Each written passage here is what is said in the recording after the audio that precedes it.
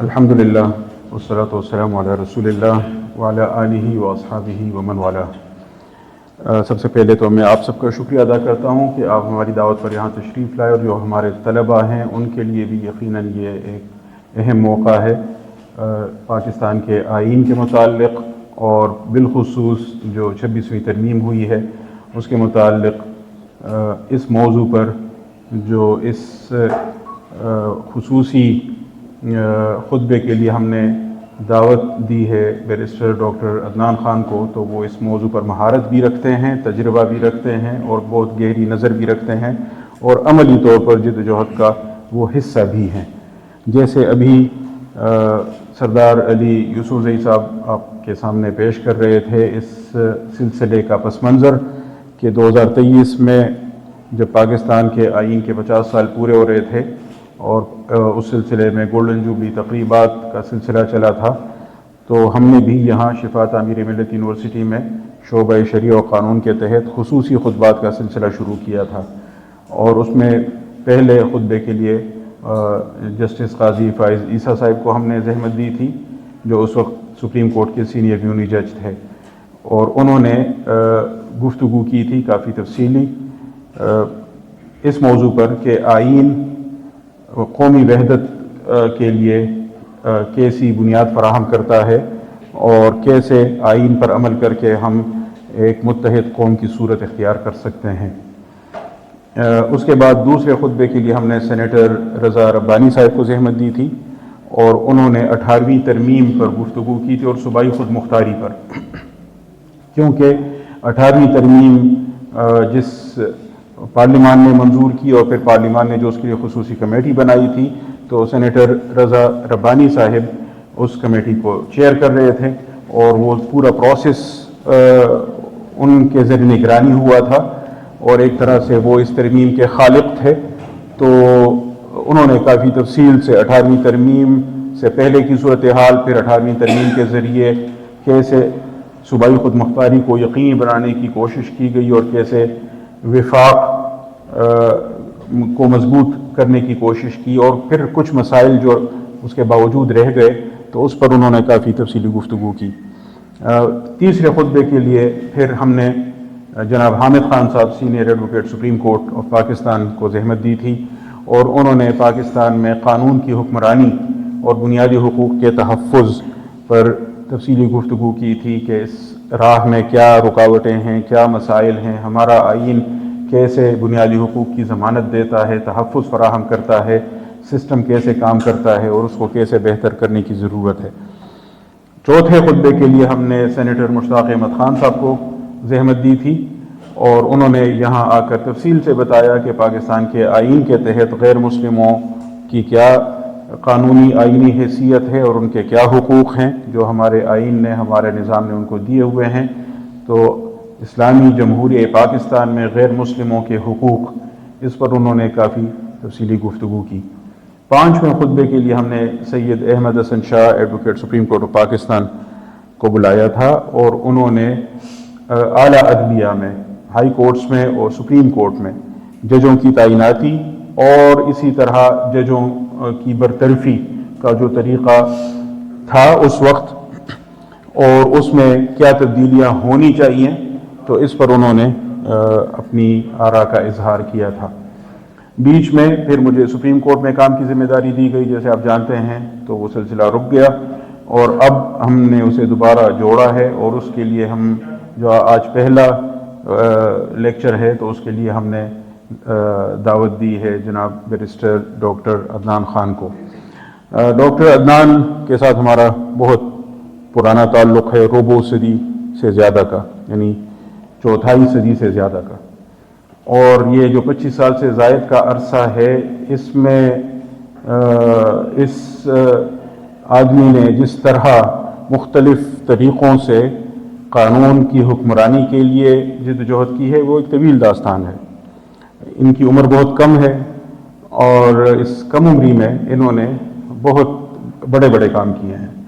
تو موقع چونکہ اس وقت زیادہ تفصیل میں جانے کا نہیں ہے، ٹریفک اور آج جو روڈز بند تھے ان کے مسائل کی وجہ سے آلریڈی ہم لیٹ ہوئے ہیں، تو میں بہت تفصیل میں تو نہیں جاؤں گا، لیکن اتنا ضرور ذکر کروں گا کہ ڈاکٹر عدنان نے LLB آنرز شریعہ اینڈ لا کی ڈگری لی بین الاقوامی اسلامی یونیورسٹی اسلام آباد سے، اور انہوں نے LLM کیا یونیورسٹی آف ہل انگلینڈ سے، اور پھر PhD بھی کی لنکن یونیورسٹی سے، اور اس کے علاوہ لنکن ان سے یہ بار ایٹ لا بھی ہیں، تو بیرسٹر بھی ہیں اور ڈاکٹر بھی ہیں۔ اور اس کے علاوہ انہوں نے بطور سول جج، جوڈیشل میجسٹریٹ کچھ عرصہ کام کیا اور بہت اہم فیصلے دیے اور بہت مشکل حالات میں دیے۔ پھر اس کے بعد یہ کچھ عرصہ خیبر پختونخوا جوڈیشل اکیڈمی میں ڈائریکٹر ریسرچ کے طور پر فرائض سر انجام دیتے رہے، اور اس کے بعد پھر عدلیہ کو چھوڑ کر انہوں نے وکالت کی پریکٹس شروع کی، اور بہت ہی کم عمری میں سپریم کورٹ کا لائسنس بھی حاصل کیا، اور ان کے کئی مقدمات کے جو فیصلے ہیں وہ رپورٹڈ کیسز میں سے ہیں، اور رپورٹڈ کیسز میں بھی وہ ان امور پر ہیں جن کا تعلق بنیادی حقوق سے ہے اور جو عام شہریوں کے مسائل ہیں، اور جن پر انہوں نے ہائی کورٹ سے اور سپریم کورٹ سے بہت اہم فیصلے حاصل کیے ہیں۔ کچھ اہم مقدمات ایسے ہیں جن میں انہوں نے ہائی کورٹ میں یا ادھر سپریم کورٹ میں دلائل دیے ہیں، لیکن ابھی فیصلوں کا ہمیں انتظار ہے، تو ظاہر جو زیر التوا مقدمات ہیں ان پر تو ہم ان سے رائے نہیں لیں گے، لیکن یہ جو مسئلہ ہے 26ویں ترمیم کا، جب یہ ترمیم آئی تو اس کے متعلق جن لوگوں نے سپریم کورٹ میں درخواستیں دائر کیں تو ان میں بھی اولین لوگوں میں یہ تھے، بلکہ سب سے پہلی درخواست انہی کی جانب سے دائر ہوئی، اور اس وقت ابھی میں سپریم کورٹ میں تھا، اور جب ان کی درخواست یعنی 21 اکتوبر کو غالباً یہ ترمیم منظور ہوئی تھی، 25 اکتوبر میرا وہاں آخری دن تھا، لیکن اس دوران میں وہ پٹیشن فائل ہو چکی تھی، اور وہ پٹیشن پر بھی یہ بات کریں گے کیونکہ 26ویں ترمیم میں کیا مسائل ہیں اس پر بات کریں گے تو اس پٹیشن کی بھی بات آئے گی۔ زیر التوا مقدمات پر عموماً وکیل تبصرہ نہیں کرتے، لیکن یہ چونکہ پبلک امپورٹنس کا مسئلہ ہے اور ہم سب اسے سمجھنا چاہتے ہیں کہ آخر 26ویں ترمیم میں ہوا کیا ہے، جس کی وجہ سے ڈاکٹر عدنان سمیت بہت سارے ہمارے وکلاء، قانون دان پریشان ہیں، اور وہ سمجھتے ہیں کہ اس میں ہمارے آئین کا جو ڈھانچہ ہے اس میں بہت دور از تبدیلیاں کی گئی ہیں، اور ہمارا قانونی نظام ایسا تبدیل کر لیا گیا ہے کہ اس کی وجہ سے بہت سارے مسائل پیدا ہو گئے ہیں۔ تو ہم ان سے سننا چاہیں گے کہ وہ کیا مسائل ہیں۔ چند ایک سوالات میں شروع میں ہی رکھ دیتا ہوں، وہ ظاہر ہے زیادہ بہتر طریقے سے اپنی جو رائے ہے وہ آپ کے سامنے پیش کریں گے، لیکن ایک قانون کے طالب علم کی حیثیت سے جب 26ویں ترمیم کا میں نے جائزہ لیا تو جو چند سوالات ذہن میں آئے ان میں ایک یہ ہے کہ اس ترمیم کے ذریعے اعلیٰ عدلیہ میں ججوں کی تعیناتی کا جو طریقہ کار تھا اس کو تبدیل کر لیا گیا ہے۔ پہلے یعنی اس سے پہلے 18ویں اور 19ویں ترمیم کے ذریعے جو طریقہ رائج کیا گیا تو اس میں ایک جوڈیشل کمیشن بنایا گیا، اور اس کے علاوہ پارلیمانی کمیٹی بنائی گئی۔ ابتدا میں 18ویں ترمیم کے تحت پارلیمانی کمیٹی کو نسبتاً بہتر پوزیشن حاصل تھی، لیکن اس ترمیم کو سپریم کورٹ میں چیلنج کیا گیا، پھر سپریم کورٹ نے اس کے خلاف تو فیصلہ نہیں دیا، تفصیل عدنان صاحب بتائیں گے، لیکن سپریم کورٹ کے سامنے جو پروسیڈنگز ہوئی اس کے نتیجے میں پارلیمان کو ایک قدم پیچھے ہٹ کر 19ویں ترمیم لانی پڑی، اور جو سسٹم انہوں نے بنایا تھا اس میں یوں کہیں کہ پارلیمانی کمیٹی کا رول نسبتاً کم کر دیا۔ اس کے باوجود اس کا رول رہا، لیکن پھر مختلف مقدمات میں جب سپریم کورٹ نے فیصلے دیے تو عملاً جو پارلیمانی کمیٹی تھی وہ محض ربر سٹیمپ بن کر رہ گئی کہ جوڈیشل کمیشن نے جو فیصلہ سنا دیا اسی پر آگے پارلیمانی کمیٹی نے بس صرف مہر ہی لگانی ہے، اس کے پاس مزید اختیار کوئی باقی نہیں رہا۔ اور ادھر جوڈیشل کمیشن میں یہ ہوا کہ چیف جسٹس افتخار محمد چودھری صاحب چیف جسٹس تھے، اور جو انہوں نے جوڈیشل کمیشن کے رولز جب جوڈیشل کمیشن نے ان کی سربراہی میں بنائے تو جو جوڈیشل کمیشن کے رولز 2010 کے بنے اس میں چیف جسٹس کو مرکزی حیثیت حاصل ہو گئی، اور اب چیف جسٹس نے ہی نامزدگی کرنی تھی کہ کمیشن کے سامنے کہ اس صاحب کو ہم لینا چاہتے ہیں سپریم کورٹ میں، ہائی کورٹ سے لانا چاہتے ہیں، یا وہ سیشن ججز میں ہے یا وہ وکیلوں میں ہے، ان کو ہم ہائی کورٹ میں لانا چاہتے ہیں، تو آپ ان کو کنسیڈر کر لیں۔ اچھا، اجلاس کب بلایا جائے گا اور اس کے سامنے کس نام پر غور کیا جائے گا، تو یہ اختیار چیف جسٹس کے پاس رہا۔ تو بعض اوقات وہ کسی جج کے ریٹائر ہونے کا چیف جسٹس انتظار کرتے تاکہ اس کے بعد والے بندے کی باری آئے، یا اگر ان کی مرضی ہوئی تو تیسرے چوتھے نمبر پر جج کو نامزد کیا اور پہلے 2-3 جو تھے ان کو چھوڑ دیا۔ نامزدگی کا اختیار ممبران کے پاس نہیں رہا۔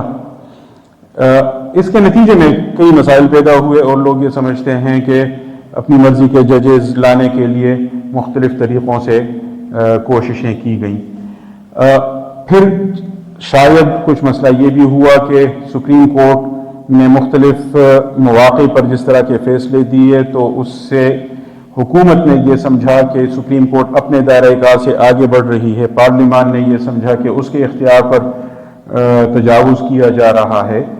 تو اس پس منظر میں جب 26ویں ترمیم لائی گئی تو اس نے اس سسٹم کو یکسر تبدیل کر لیا۔ تبدیلیاں کیا ہیں وہ ڈاکٹر صاحب بتائیں گے، لیکن جو میرا سوال جس کے لیے میں نے یہ پس منظر رکھا وہ یہ ہے کہ اگر پہلے انہوں نے وہ نظام بنایا اور اب انہوں نے یہ نظام بنایا تو اس میں میرا آپ کا عام آدمی کا کیا مسئلہ ہے؟ یہ تو گویا لگتا یہ ہے کہ دو طاقتور فریق ہیں اور کبھی ایک دوسرے کو بھی چھاڑتا ہے، کبھی دوسرا پہلے کو بھی چھاڑتا ہے۔ تو اس میں ہمارا کیا مسئلہ ہے؟ ہمیں کہاں سے اس میں کوئی نقصان ہوا ہے یا فائدہ ہوا ہے، اسے ہم سمجھنا چاہیں گے۔ اسی طرح جو پارلیمانی کمیٹی کا رول تھا، پارلیمانی کمیٹی ختم کی گئی، اب جوڈیشل کمیشن اور پارلیمانی کمیٹی کو ملا کر ایک کمیشن بنایا گیا۔ اس کمیشن میں ایک اہم کام یہ کیا گیا ہے کہ جو سپریم کورٹ میں آئینی بینچ تشکیل دیا گیا تو اس بینچ میں کون جج ہوں گے وہ اب سپریم کورٹ کے اندر سے چیف جسٹس پہلے کرتا تھا، بعد میں پریکٹس اینڈ پروسیجر ایکٹ جب آیا تو کمیٹی 3 رکنی کمیٹی نے فیصلہ کرنا تھا کس بینچ میں کون ہوگا، اب وہ یہ کمیشن فیصلہ کرتا ہے، اور اس کمیشن میں بظاہر مستقل طور پر حکومت کا غلبہ ہوگا، اکثریت ہوگی، تو گویا حکومت ہی ڈیسائیڈ کرے گی کہ اس بینچ کی حیثیت کیا ہو، اس میں کون ججز ہوں گے۔ تو کیا باقی دنیا میں ایسا کچھ ہوتا ہے یا یہاں ہمارے سسٹم میں اس کی کوئی گنجائش ہے یا نہیں ہے، اس پر بھی بات کریں گے۔ اور اس کا میں خصوصاً یہ بھی سمجھنا چاہوں گا کہ ہماری جو صوبائی خود مختاری ہے کیا اس پر اس سے کچھ فرق پڑا ہے، اور اسی طرح یہ جو ججز کے ٹرانسفر کا معاملہ ہے تو ججز کے ٹرانسفر کے متعلق تو آئین میں پہلے سے دفعات موجود تھیں، لیکن اس کو ججوں کی تعیناتی کے ساتھ ملا کر جو عملاً نتیجہ نکالا جا رہا ہے تو کیا اس طرح کے نتائج کی بنیاد پر ہم اس پورے جو پروسیس ہے اس کو غلط کہہ سکتے ہیں؟ تو اور بھی وہ سارے سوالات ہیں آپ کے ذہن میں بھی ہوں گے۔ میڈیا پر عام طور پر جو گفتگو ہوتی ہے تو بدقسمتی سے یعنی جس طرح کے ٹاک شوز کا معیار ہے تو اس میں سمجھ میں نہیں آتا کہ کون کس موضوع پر کیا بات کر رہا ہے۔ ہم اس پر سنجیدہ گفتگو چاہتے تھے کیونکہ سارے قانون کے طالب علم ہیں، اپنے حقوق سے متعلق حساس بھی ہیں، اس لیے میں نے یہ مناسب سمجھا کہ بیرسٹر ڈاکٹر عدنان خان کو ہم زحمت دیں، کیونکہ اس موضوع پر شاید ان سے بہتر کوئی ہماری رہنمائی کرنے کے لیے موجود نہ ہو۔ تو میں آپ کے ان کے درمیان مزید مخل نہیں ہونا چاہوں گا، میں بہت محبت، ادب اور احترام کے ساتھ ان کو دعوت دیتا ہوں، بیرسٹر ڈاکٹر عدنان خان۔ الحمدللہ رب العالمین والصلاة والسلام علی رسولہ الکریم محمد بن عبداللہ صلی اللہ علیہ وسلم، اما بعد۔ Professor doctor Mushtaq Ahmed, head department of Shariah and law, Shifa Tameer Millat university, academia, members of the legal fraternity, and students of law of this esteemed university. I am privileged to address this graceful institution on this important issue. While I am privilege to talk to you. At the same time, I'm in deep trouble as well, because as earlier said by Dr. Mushtaq, we have challenged this amendment before the Supreme Court. Though my client has challenged it, but I am representing him. So, and here I'm supposed to be impartial, non-partisan regarding this amendment, because we are in academic discussion and we have to be objective. So I'll try my best to strike a balance between being a partisan advocate and being an impartial academician. Now, बल्कि कोशिश करते हैं कि उर्दू में करते हैं. ये constitutional amendments की जब बात होती है, तो जब मैं अपनी तरफ से एक हम्बल कैटेगराइजेशन करता हूँ, तो 3 किस्म की अमेंडमेंट्स होती हैं. कॉन्स्टिट्यूशन की टर्मिनोलॉजी में हम उनको कहते हैं, फर्स्ट को प्रोग्रेसिव अमेंडमेंट्स. प्रोग्रेसिव यानी मुस्तकबिल की तरफ देखने वाले, अच्छाई की तरफ जाने वाले.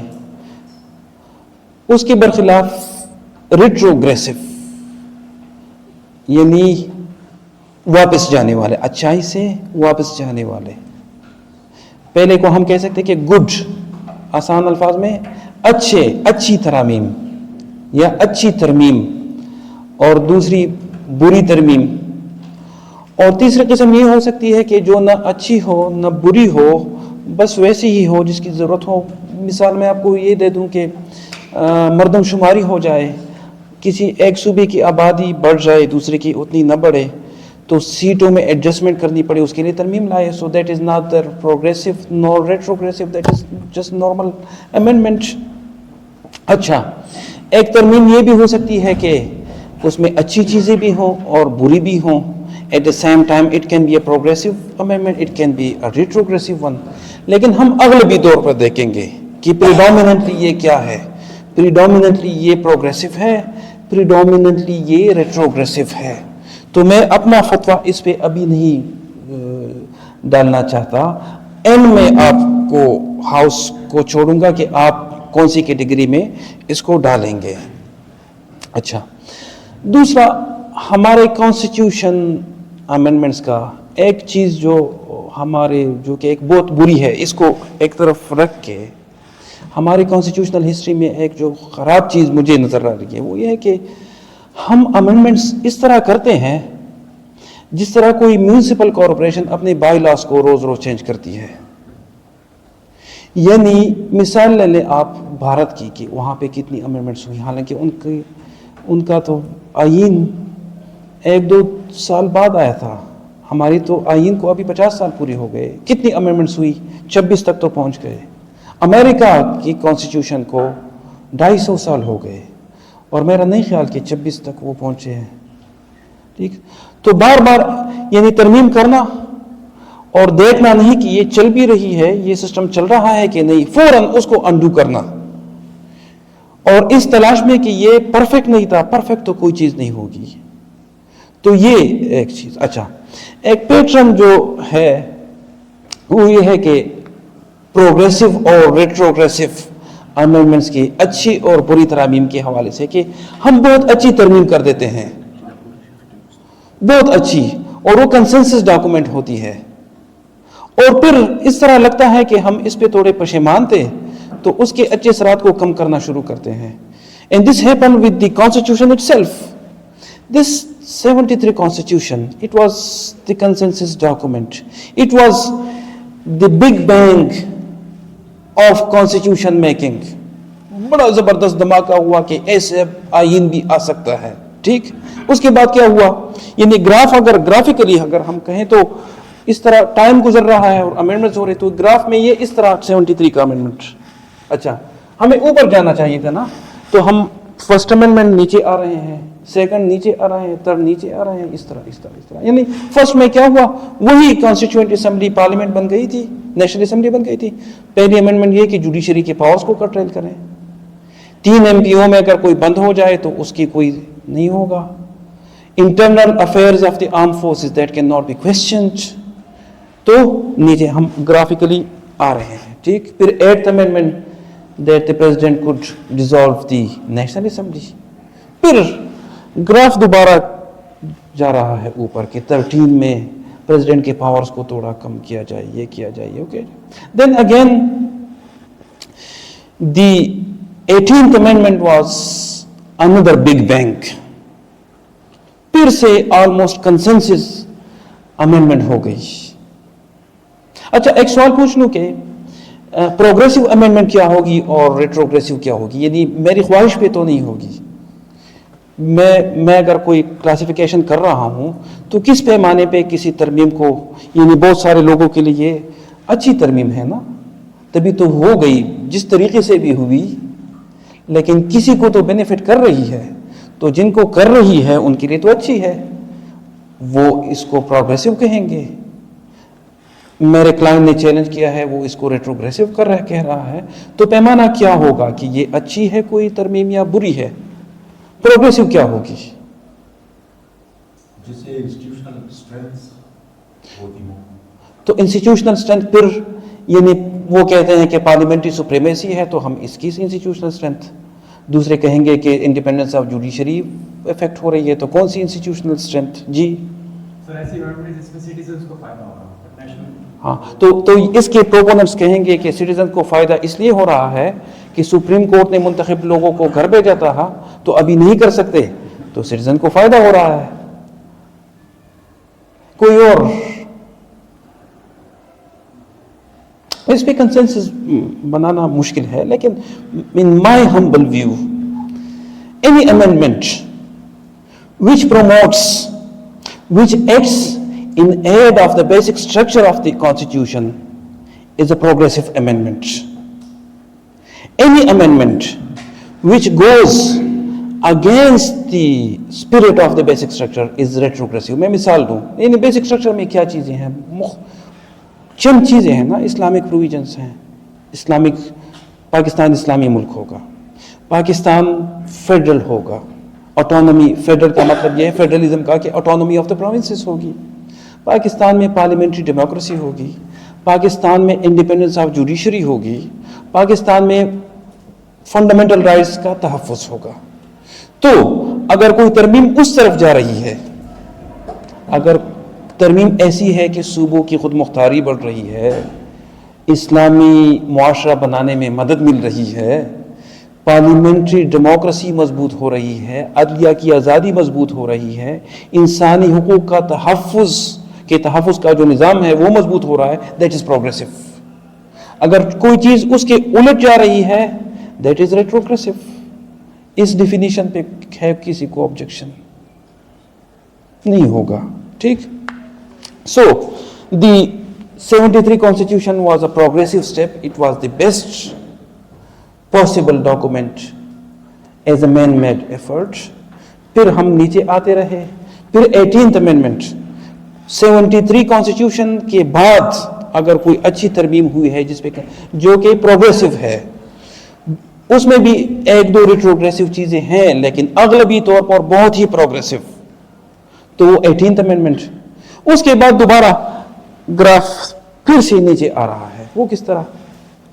یعنی 20th Amendment میں ہم کہہ رہے ہیں کہ الیکشن کمیشن میں بیوروکریٹس بھی بیٹھ سکیں گی, ٹھیک. اچھا, اس کے بعد 21st Amendment میں ملٹری کورٹس بناتے ہیں, 2 سال کے لیے بناتے ہیں, پھر اس کو ایکسٹینڈ کرتے ہیں. پھر ایک چھوٹی سی پروگریسو دوبارہ آ جاتی ہے 25th Amendment کہ فاٹا ٹرائبل ایریاز کو پروونس کا حصہ بنایا جاتا ہے. وہ کیوں پروگریسو ہے؟ پروگریسو اس لیے ہے کہ فیڈرل ایریاز میں کورٹس کی جورسڈکشن نہیں تھی, وہاں پارلیمنٹ کا دائرہ اختیار نہیں تھا, وہاں اسلامی قوانین نہیں تھے, تو یہ سارے آ گئی. So it promotes the basic structure. So 25th Amendment was another progressive amendment. لیکن فوراً پھر یہ آ گئی. میں ابھی اس کے متعلق نہیں کہہ رہا کہ یہ پروگریسو ہے کہ ریٹروگریسو ہے, ٹھیک. سو دس از دا پیٹرن. میں اگر کوئی اس پہ کچھ لکھنا پڑا تو میں گرافکلی پھر بتاؤں گا, ایک گراف ہوگا کہ کس طرح, ٹھیک. اچھا, اس کا کوئی ٹیکسٹ ہے کہ کرسری لک اس پہ ڈالنے کے, سرسری نظر ڈالنے کی, یہ ہے کیا؟ 26 amendment.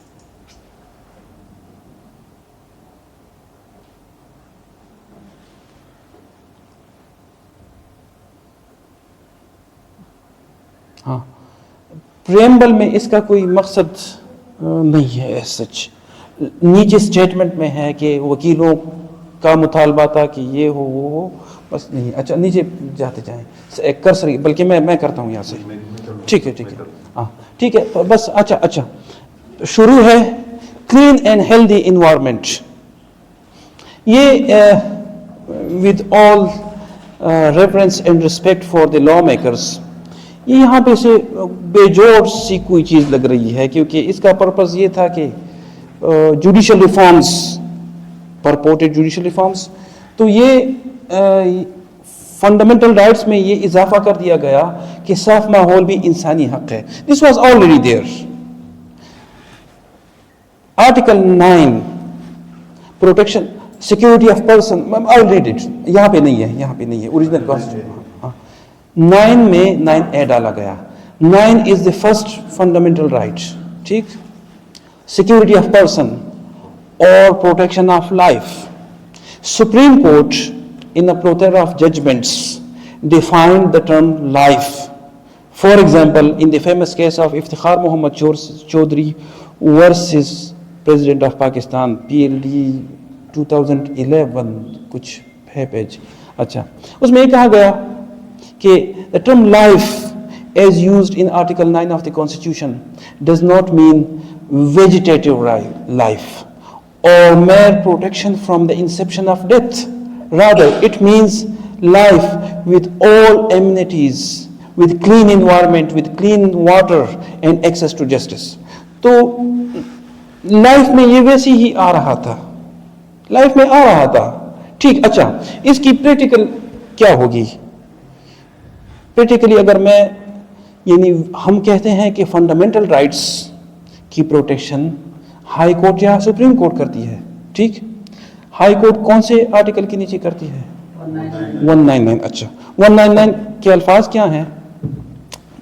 The High Court, if satisfied that there is no alternate adequate remedy available in law, میں, ٹھیک, میں ہائی کورٹ میں ریٹ ڈالتا ہوں کہ یہ جو نالا ہے اس سے پولوشن پھیل رہی ہے اور میرا رائٹ ٹو کلین انوائرمنٹ متاثر ہو رہا ہے, تو ہائی کورٹ کہے گی کہ آپ کے پاس تو الٹرنیٹ ریمیڈی ہے, انوائرمنٹل پروٹیکشن ایجنسی میں درخواست ڈال لیں, وہاں انوائرمنٹل ٹریبیونل ہے, انوائرمنٹل میجسٹریٹس ہیں, یہ ہیں وہ ہیں, تو پھر اپیل میں آپ آ جائیں. So this is just redundant addition, nothing else. Okay, so we proceed. اچھا, پھر یہ 38 میں کہا گیا کہ ربا کو ختم کیا جائے گا. پروگریسو چیز ہے, it is in aid of basic structure, لیکن یہ پرنسپلز آف پالیسی میں ہے, and you know principles of policy are not justiciable. آپ کورٹ میں نہیں جا سکتے اس کی بنیاد پہ. ٹھیک, آگے جائیں. 48 میں, ٹھیک ہے, 48 بھی ایک نارمل سی چیز ہے. 18th امینڈمنٹ میں یہ تھا کہ the presidential act on advice of the cabinet اور پرائم منسٹر, تو یہاں سے ایڈوائزر اور ان چیزوں کو ہٹا دیا گیا. ٹھیک, میں کرتا ہوں پھر. اچھا, کرسری لک ڈالتے ہیں. یہ بھی ایڈوکیٹ جنرل کو حق ہے کہ وہ صوبائی اسمبلی میں رائٹ آف آڈینس ہے اس کو, تو ایڈوائزر کو بھی یہ دی گئی. اچھا, یہاں سے چیز یہ 175 pertains to judicial commission of Pakistan for appointment of ججز. تو اس میں کافی سارا کچھ کر دیا گیا. ٹھیک, بہت سارا کمپوزیشن چینج کی گئی. ٹھیک, گنجائش ہے یہ صرف سرسری نظر ڈالتے ہیں کہ کیا ہے اس میں, ابھی اس پہ کوئی کرتے نہیں باز, صرف سرسری نظر ڈالتے ہیں. ٹھیک, اچھا, پھر کن کی کون سی پارٹی کی کیا ریپرزنٹیشن ہوگی, یہ وہ. ٹھیک, کیا گیا. بعد میں پھر آتے ہیں کہ کیا ہوا. اچھا,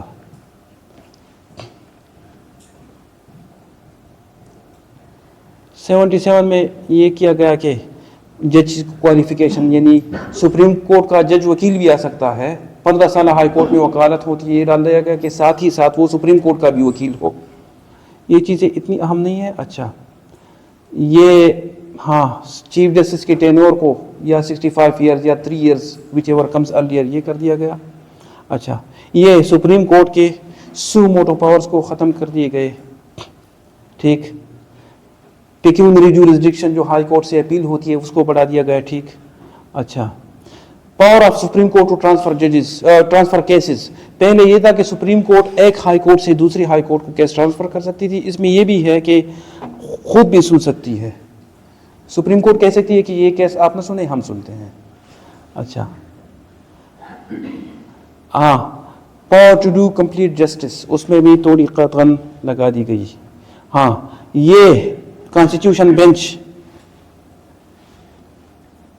को बना दिया गया और उसका पूरा तरीक़ाकार, हाई कोर्ट की भी अपॉइंटमेंट जज के लिए 45 ईयर्स एज थी, 40 कर दी गई। हाई कोर्ट पे भी कदगन लगा दी गई कि आप सू मोटो नहीं ले सकेंगे, और हाई कोर्ट में भी कॉन्स्टिट्यूशनल बेंचेस बनाने का रास्ता खोल दिया गया। ठीक, और सुप्रीम जुडिशल काउंसिल में पहले ये था कि ये खामोशी थी कि अगर चीफ जस्टिस पाकिस्तान के खिलाफ रेफरेंस हो तो क्या होगा, तो अभी कहते हैं कि supreme court chief justice Pakistan के खिलाफ रेफरेंस हो तो फिर सीनियर मोस्ट जज उसको चेयर करेगा बस। और इलेक्शन कमीशन ऑफ पाकिस्तान, जब चीफ इलेक्शन कमिश्नर या मेंबर्स रिटायर हो जाएं तो अगली तकर्री तक वो कंटिन्यू रखेंगे। हाँ, इस्लामिक प्रोविजंस के मुतालिक कि किस तरह इस्लामी नज़रियाती कौंसिल को पार्लियामेंट या सूबाई असम्बली कोई चीज़ रेफ़र कर सकती है, उस चीज़ को आसान बना दिया गया। अच्छा, हलफ में अगर कोई दस्तियाब ना हो तो उसकी कायम मकाम कौन हलफ लेगा, ये चीज़, तो ये पर्पज़ इसका अच्छा इसमें नहीं है। तो ये एक डॉक्यूमेंट है which predominantly pertains to the superior judiciary। अच्छा, उसमें जो सबसे बड़ा काम किया गया वो ये था कि जिस तरह डॉक्टर साहब ने शुरू में कहा कि जुडिशल कमीशन ऑफ पाकिस्तान की साख को तब्दील किया गया। पहले ये था कि जुडिशल कमीशन ऑफ पाकिस्तान जिसमें मेजॉरिटी जजेस की थी, और पार्लियामेंट्री कमेटी जिसमें सेनेटर और MNS थे, आधे अपोजिशन के और आधे हुकूमत के, तो उन दोनों को एक बॉडी बना दिया गया। ठीक, कौन कौन है भी इसमें आपको ज़्यादा पता है। चीफ जस्टिस पाकिस्तान उसको हेड करता है, उसके बाद दो के तीन सीनियर मोस्ट जजेस, फिर head of the constitutional bench. ठीक, फिर law minister, attorney general for Pakistan, Pakistan bar council का नुमाइंदा, और रिटायर वो शख्स जो टेक्नोक्रेट की सीट पे सेनेटर बन सके, 2 ट्रेजरी बेंचेस के मेंबर्स ऑफ पार्लियामेंट और 2 अपोजिशन बेंचेस के मेंबर्स ऑफ पार्लियामेंट। तो ये अभी तो majority without any dispute waste with the government of the day in the Judicial Commission of Pakistan. This is one change.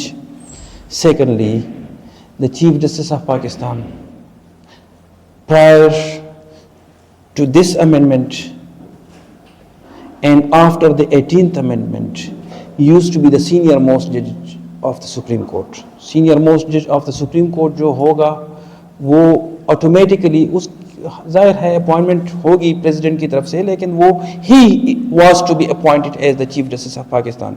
यहाँ पे ये है कि उसके लिए एक और पार्लियामेंट्री कमेटी बना दी गई। अच्छा, पार्लियामेंट्री कमेटी में हुकूमती लोग भी होंगे, अपोजिशन की भी होंगे, लेकिन मुतनासिब नुमाइंदगी पे होंगे। मुतनासिब नुमाइंदगी का मतलब ये है कि जिसकी जितनी नुमाइंदगी होगी पार्लियामेंट में उसी हिसाब से होंगे। सो in the parliamentary system the government enjoys the majority, that's why they are in government.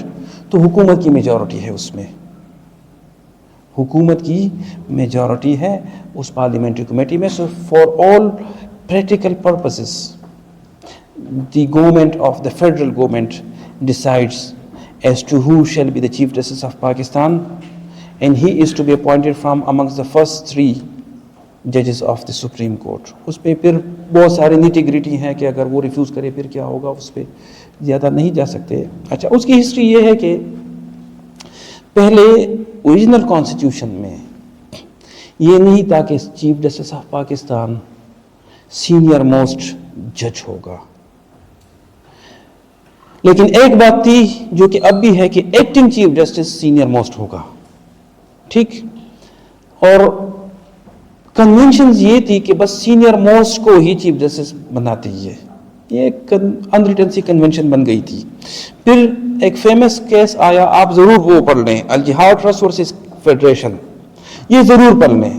Constitution history میں یہ ججز کیس بھی کہتے ہیں. 30 جون 1996 کو یہ فیصلہ آیا ہے, P L D 1996 supreme court 81, یہ ضرور آپ پڑھ لیں.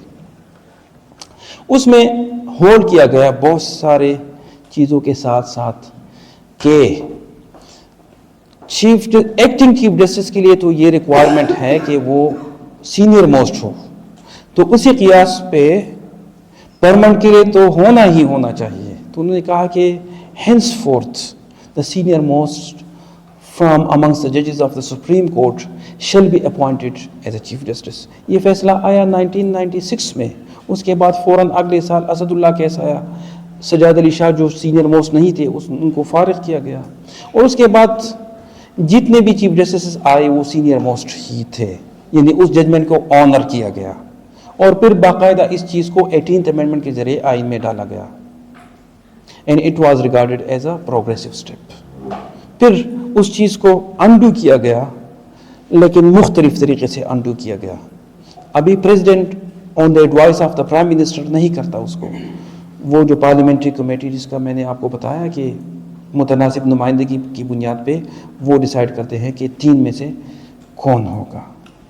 اچھا, ایک غلط فہمی جو میں دور کر لوں کہ ہائی کورٹ کے ججز کے متعلق اس میں کوئی تبدیلی نہیں لائی گئی, بڑی تبدیلی ہائی کورٹ کے چیف جسٹس کے متعلق. یعنی پہلے بھی یہ شرط نہیں تھی کہ ہائی کورٹ کا سینئر موسٹ جج ہی چیف جسٹس بنے گا, اس طرح کا کوئی قدغن نہیں تھا. اس الجہاد ٹرسٹ کے کیس میں یہ کہا گیا تھا کہ آپ نارملی سینئر موسٹ کو بنایا کریں, اگر آپ یہ نہیں کریں گے, جونیئرز کو بناتے رہیں گے, تو لوگ ایک ریس بن جائے گی حکومت کو خوش کرنے کی, ایک دوڑ لگ جائے گی, تو اس سے عدلیہ کی آزادی متاثر ہوگی. تو آپ جب سٹرانگ ریزنز نہ ہوں تو آپ سینئر موسٹ کو بنایا کریں. لیکن اس وقت مخاطب کون تھا؟ حکومت کو سپریم کورٹ کہہ رہی تھی, ایگزیکٹو کو کہہ رہی تھی. پھر 18th امینڈمنٹ کے بعد یہ تو جوڈیشل کمیشن بن گیا, تو جوڈیشری کا فار آل پریکٹیکل پرپزز یہ ایک انٹرنل میٹر بن گیا. تو وہ اب بھی جوڈیشل کمیشن سینئر کو چھوڑ کے جونیئر کو کر سکتی ہے, پہلے بھی کر سکتی تھی, اب بھی کر سکتی ہے. اچھا, پھر اس میں یہ ہے کہ کانسٹیٹیوشنل بینچ کا جو ہے, اور اس کے لیے 191A ڈال دیا گیا آئین میں. آرٹیکل 191 سپریم کورٹ کے پریکٹس اینڈ پروسیجر کو ڈیل کرتا ہے. آرٹیکل 191 کہ سپریم کورٹ قانون کو وائلیٹ کیے بغیر قانون کے تابع اپنے ضوابط بنا سکتی ہے. تو اے ڈال دی گئی کہ دا سپریم کورٹ میں there shall be a constitutional bench in the Supreme Court to be headed by a judge, and the constitutional bench is to be constituted for such period as may be notified as the judicial and who constitutes the constitutional bench? The Judicial Commission of Pakistan. And who holds the majority in the Constitution bench, in the Judicial Commission of Pakistan, the federal government. So this is one of the most contentious areas, you may note. اچھا پھر constitutional bench کی jurisdiction کیا ہوگی, کون سے cases ہوں گے جو کانسٹیٹیوشنل بینچ سنے گی؟ all cases under article 184(3) of the constitution. article 184(3) کے نیچے کیا کون سے کیسز ہوتی ہیں؟ you are the students of law. کون سے کیسز article 184(3) بار بار میڈیا میں سنتے ہیں, لا کی ضرورت بھی نہیں ہے. کون سے کیسز؟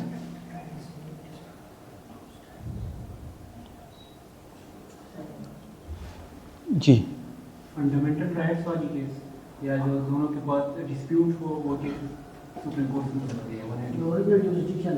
سپریم کورٹ کی اوریجنل جورسڈکشن ہے, سپریم کورٹ کی اوریجنل جورسڈکشن ہے. اس میں اوریجنلی یہ تھا کہ سپریم کورٹ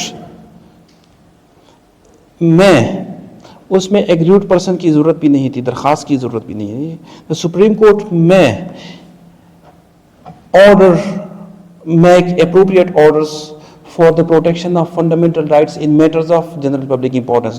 دو شرائط ہوں, یعنی انسانی حقوق کے تحفظ کا معاملہ ہو اور مفاد عامہ کا معاملہ ہو, تو سپریم کورٹ میں آپ جا سکتے ہیں, یا سوموٹو بھی وہ کر سکتی تھی. ٹھیک, تو وہ سارے کیسز 184(3) کی کیسز, یعنی original jurisdiction of the Supreme Court can be invoked, but only the constitutional bench shall hear those cases. ایک یہ.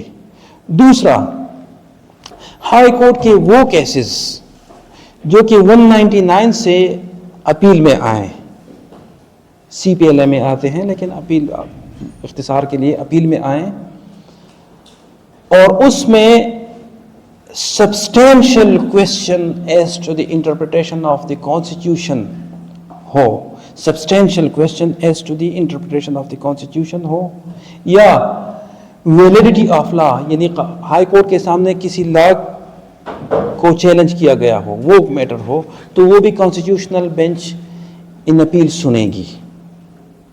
یعنی سارے اہم چیزیں کانسٹیٹیوشنل بینچ سنے گی, اور باقی جو زمینوں کے اور ضمانتوں کے اور ٹیکس کے وہ انکانسٹیٹیوشنل بینچ سنے گی. ٹھیک, جی, نان کانسٹیٹیوشنل بینچ سنے گی. اچھا, باقی ہیں چھوٹی چھوٹی چیزیں اس میں ہیں, لیکن اتنا وہ اس میں نہیں جاتے, اور جو زیادہ حصہ ہے وہ میں کویسچن آنسرز کے لیے اسپیئر کروں گا. یہ میرے خیال سے مناسب ہوگا, کیونکہ میں نے شروع میں کہا تھا میں اپنی رائے نہیں دوں گا. میں پٹیشنر ہوں اس میں. جی, بہت بہت شکریہ ڈاکٹر صاحب, آپ نے 26ویں ترمیم کا ایک عمومی جائزہ ہمارے سامنے پیش کیا, اس کا پس منظر بھی بتا دیا, اور جو اس ترمیم کے ذریعے آئین میں تبدیلیاں لائی گئی ہیں ان پر بھی آپ نے روشنی ڈالی. کچھ سوالات میں آڈینس کی اجازت سے پہلے میں کر لیتا ہوں. اس گفتگو کے نتیجے میں جو ایشوز میرے ذہن میں آئے ہیں, اور اس کے بعد مجھے یقین ہے کہ ہمارے بزرگوں میں بھی اور ہمارے نوجوانوں میں بھی کئی ایسے موجود ہیں جن کے ذہن میں وہ چبھتے ہوئے سوالات ہیں تو وہ کرنا چاہیں گے. آپ نے جو ترامیم کو مختلف کیٹیگریز میں ڈیوائیڈ کیا, پروگریسو, ریٹروگریسو اور ایک روٹین کی ترامیم جس سے کوئی خاص فرق نہیں پڑتا, اس ضمن میں آپ نے ایک بہت اہم نقطہ یہاں سامنے رکھا کہ جو 1973 کا آئین تھا وہ ایک متفقہ دستاویز تھی, لیکن ہم اس متفقہ دستاویز پر پتہ نہیں کیوں ٹک نہیں سکے اور ہم نے اس کو تبدیل کرنے کی کوشش کی. تو پہلی ترمیم کے ذریعے ہم نے جو آزادی تھی اس کو بھی محدود کرنے کی کوشش کی, اور پھر مزید آگے ترامیم کا سلسلہ جاری رکھا, اور اس متفقہ دستاویز سے ہم ذرا دور نکل گئے.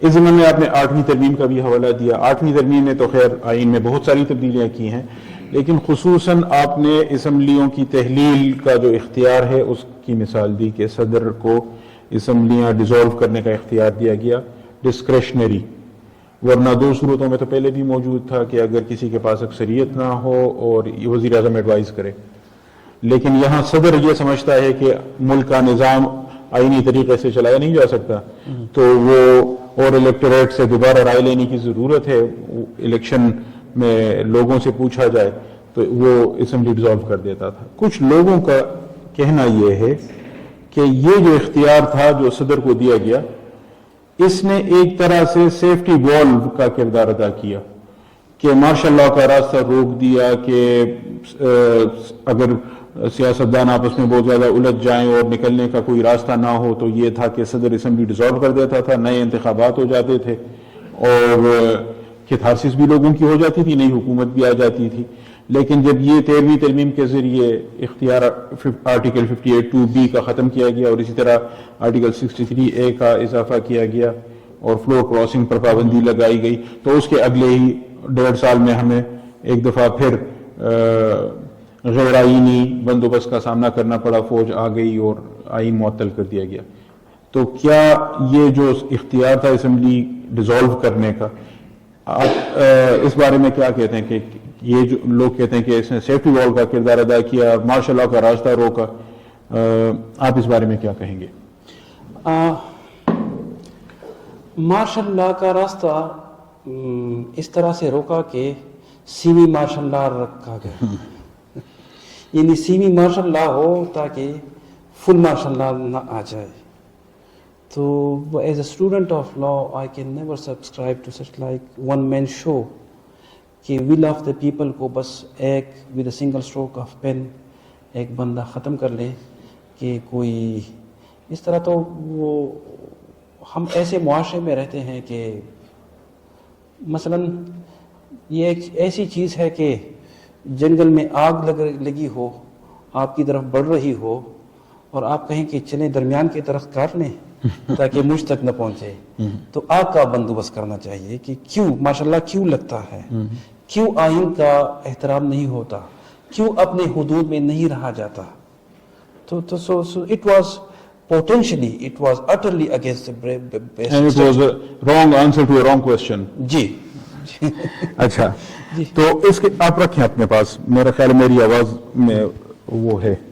اچھا، اس کے علاوہ ذہن میں ایک سوال یہ بھی آیا کہ جو سو موٹو کا اختیار سپریم کورٹ کے پاس تھا، اب سو موٹو کا آپ کو تو اچھی طرح معلوم ہے، لیکن طلباء کے لیے میں کہوں کہ آئین میں کہیں سو موٹو کی فریز استعمال نہیں ہوئی، یہ الفاظ استعمال نہیں ہوئے، اور صرف وفاقی شرعی عدالت کا چیپٹر جب ایڈ کیا گیا تو اس کے لیے خصوصاً یہ ذکر کیا گیا کہ وہاں کوئی شہری بھی آ کر کسی قانون کے خلاف درخواست لا سکتا ہے، شریعت پٹیشن دائر کر سکتا ہے کہ یہ قانون آئین قرآن و سنت میں مذکور اسلامی احکام کے خلاف ہے، اور شریعت کورٹ از خود بھی کسی قانون کے متعلق سماعت شروع کر سکتی ہے۔ لیکن سپریم کورٹ کے معاملے میں ایکسپلیسٹلی یہ الفاظ موجود نہیں تھے، مختلف پروویژنز کو ملا کر، اور بالخصوص جیسے ابھی آپ نے آرٹیکل 184(3) میں public importance of fundamental rights کا ذکر کیا، تو پروگریسولی ان کو انٹرپریٹ کرتے ہوئے عام آدمی کے مسائل کو حل کرنے کے لیے، اور وہ بھی انڈیویجول نہیں بلکہ پبلک امپورٹنس کا ایشو ہو، سپریم کورٹ کے چیف جسٹس نے یہ اختیار استعمال کرنا شروع کیا کہ کوئی عام آدمی ہے وہ سپریم کورٹ میں مقدمہ دائر کرنے کی سخت نہیں رکھتا، لیکن معاملہ عوامی اہمیت کا ہے، بھٹا مزدوروں کا ہے یا اس طرح کے اور عوامی نوعیت کے مسائل، وکیل کا خرچہ بھی نہیں اٹھا سکتے۔ ایک بندے نے سادہ کاغذ پر درخواست لکھی چیف جسٹس کو، تو اس نے اس پر ایکشن لیتے ہوئے باقاعدہ اسے درخواست کی صورت میں کنورٹ کر دیا اور کیس کی سماعت شروع کر لی۔ سو موٹو کا تو یوں سلسلہ شروع ہوا، لیکن پھر ہم نے دیکھا کہ کسی اداکارہ کے سامان میں شراب کی بوتل نکلی ہے یا نہیں نکلی تو اس پر سو موٹو، پھر فلاں معاملے، ہر چھوٹے بڑے مسئلے پر سو موٹو، اور پھر اس کو آپ نہیں سمجھتے کہ پولیٹیکل انجینئرنگ کے لیے بھی یوز کیا گیا؟ تو لوگوں نے خود پارلیمان سے یہ آوازیں اٹھی کہ یہ جو سو موٹو کا سلسلہ ہے اس کو تو کوئی تو روکے۔ بالکل جی، سو موٹو، پہلے میں یہ بتا دوں کہ سو موٹو کا تصور صرف سپریم کورٹ میں کے لیے نہیں تھا۔ آپ حیران ہو جائیں گے کہ بہت سارے قوانین میں ڈسٹرکٹ جوڈیشری کے پاس بھی ہے بہت، مثلا سو موٹو ہر اس چیز کو کہتے ہیں، لفظ بے شک استعمال نہ ہو، on its own motion, many courts can do many things on their own motion. میں مثال دے دوں, سیول دعویٰ ہے, مینٹینیبلٹی کا کوشچن ہے کہ یہ مینٹینیبل ہے کہ نہیں. آرڈر 7 رول 11 سی پی سی کے نیچے نارملی درخواست آتی ہے, but the court can do it so motto. اچھا, جسٹس آف پیس جانتے ہیں آپ کون ہوتا ہے؟ ہاں, all sessions judges and additional session judges are ex officio justices of peace to look into police high-handedness. They can do it suo motu. They can order lodging of FIR suo motu. Magistrate, judicial magistrate, under section 190 CRPC, they can take cognizance of criminal case. How? Upon police report, upon a written complaint, on other sources, that is suo motu. تو judicial magistrate بھی 302 کا case so motto initiate کروا سکتا ہے. تو یہ ایسی کوئی چیز انوکھی چیز نہیں تھی. اچھا, بے شک سپریم کانسٹیٹیوشن میں تو یہ نہیں تھا کہ سو موٹو سپریم کورٹ رکھ سکتی ہے, لیکن لفظ میں نہیں تھا. لیکن 199 کے ساتھ کمپیئر کر کے 199 میں یہ تھا کہ ہائی کورٹ میں on the application of a person or on the application of another person can do this. اس میں بھی پرووائڈ ہوتا کہ provided that the right to move the high court for the enforcement of fundamental rights shall not be abridged. بعض لوگوں کا خیال تھا کہ اس حد تک یہ بھی سپورٹو ہے. کئی دفعہ بعض ہائی کورٹس کے چیف جسٹسز نے بھی لیا, لیکن پھر سپریم کورٹ نے ہی راستہ روکا. جی, سپریم کورٹ میں یہ on the application of a group person صرف یہ الفاظ نہیں تھے. تو supreme court could do many things. اچھا, تو یہ تو تھا, یہ کوئی انوکھی چیز نہیں تھی, بہت سارے جگہوں پہ ہے, اب بھی ہے, وہاں پہ بھی تھا, لیکن مس یوز ہوا اور ایکسیسولی اوور ریچ کی گئی, اس میں کوئی شک نہیں ہے. مثال میں آپ کو دے دوں, ایک ججمنٹ کو جو میں بہت زیادہ کرٹیسائز کرتا وہ یہ تھا کہ the famous Panama case. In that judgment, Justice Asif Saeed Khosa, while writing the minority note, he noted that and directed from his own side that National Accountability Bureau has failed to exercise its function. So we, this bench, while resorting to our power of doing complete justice, suo motu are sending reference to the referee court to do justice. Now, justice is a fundamental right. Justice and fundamental rights are individual rights. Now, who is the beneficiary of this justice? Public cannot be doing complete justice. This cannot be triggered for the public. It can be triggered for an individual.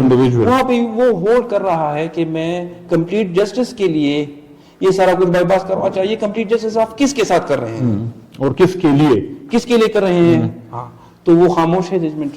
سو اچھا, اسی بات کو آگے بڑھاتے ہوئے جو complete justice کی آپ نے بات کی, تو میں نے کمپلیٹ جسٹس کا ایک سوال نوٹ کیا تھا, کیونکہ 26 امینڈمنٹ میں بھی آپ نے وہ پروویژن کا حوالہ دیا کہ کمپلیٹ جسٹس کے متعلق جو آرٹیکل 187 آف دی کانسٹیٹیوشن ہے, تو پہلے تو وہ اس میں صرف یہ تھا کہ سپریم کورٹ کے پاس مکمل انصاف کا اختیار ہے. اب اس میں یہ انہوں نے اضافہ کر لیا ہے 26ویں ترمیم کے ذریعے کہ یہ اختیار سپریم کورٹ ان امور میں استعمال کرے گی جو اس کے دائرے اختیار میں آتے ہوں. یعنی پہلے جورسڈکشن تو اسرٹ کرے, اس کے بعد وہ کمپلیٹ جسٹس کرے, کیونکہ شاید یعنی اس کے پیچھے میں یعنی یقین کے ساتھ تو نہیں کہہ سکتا, لیکن جو میں محسوس کرتا ہوں وہ یہ ریسنٹ ججمنٹ تھی جس میں مخصوص نشستوں کا فیصلہ سپریم کورٹ نے کیا اور سپلٹ ججمنٹ آئی, اور اس میں جو میجورٹی کا فیصلہ تھا اور جو لیڈ ججمنٹ آنریبل جسٹس سید منصور علی شاہ صاحب نے لکھی, تو اس میں انہوں نے کمپلیٹ جسٹس کو بنیاد بنا کر جو لیگل ٹیکنیکلٹیز تھیں ان کو انڈو کرتے ہوئے شاید ان کو ریلیف دیا جو ان کے سامنے تھے نہیں, اور وہ جو فکشن قانونی موجود تھی کہ مثال کے طور پر یہ ممبرز اس پارٹی کے ہیں یا اس پارٹی کے ہیں، تو کہتے ہیں کہ ہمیں تو معلوم ہے کہ اصل مسئلہ کیا تھا، تو ہم یہ ان فارمیلٹیز میں جائے بغیر مکمل انصاف کرتے ہوئے یہ کہیں گے کہ آپ کو ایک موقع ہم دے رہے ہیں، اتنے دنوں میں آپ یہ ڈکلیریشن جمع کرائیں وغیرہ وغیرہ. The same Honorable Justice Mansoor Ali Shah صاحب in another judgment، وہ جو advisory opinion تھی بھٹو ریفرنس کے نام سے جو یاد کیا جاتا ہے، تو اس میں انہوں نے کمپلیٹ جسٹس کے بجائے ٹرانزیشنل جسٹس کا کانسیپٹ یوز کیا.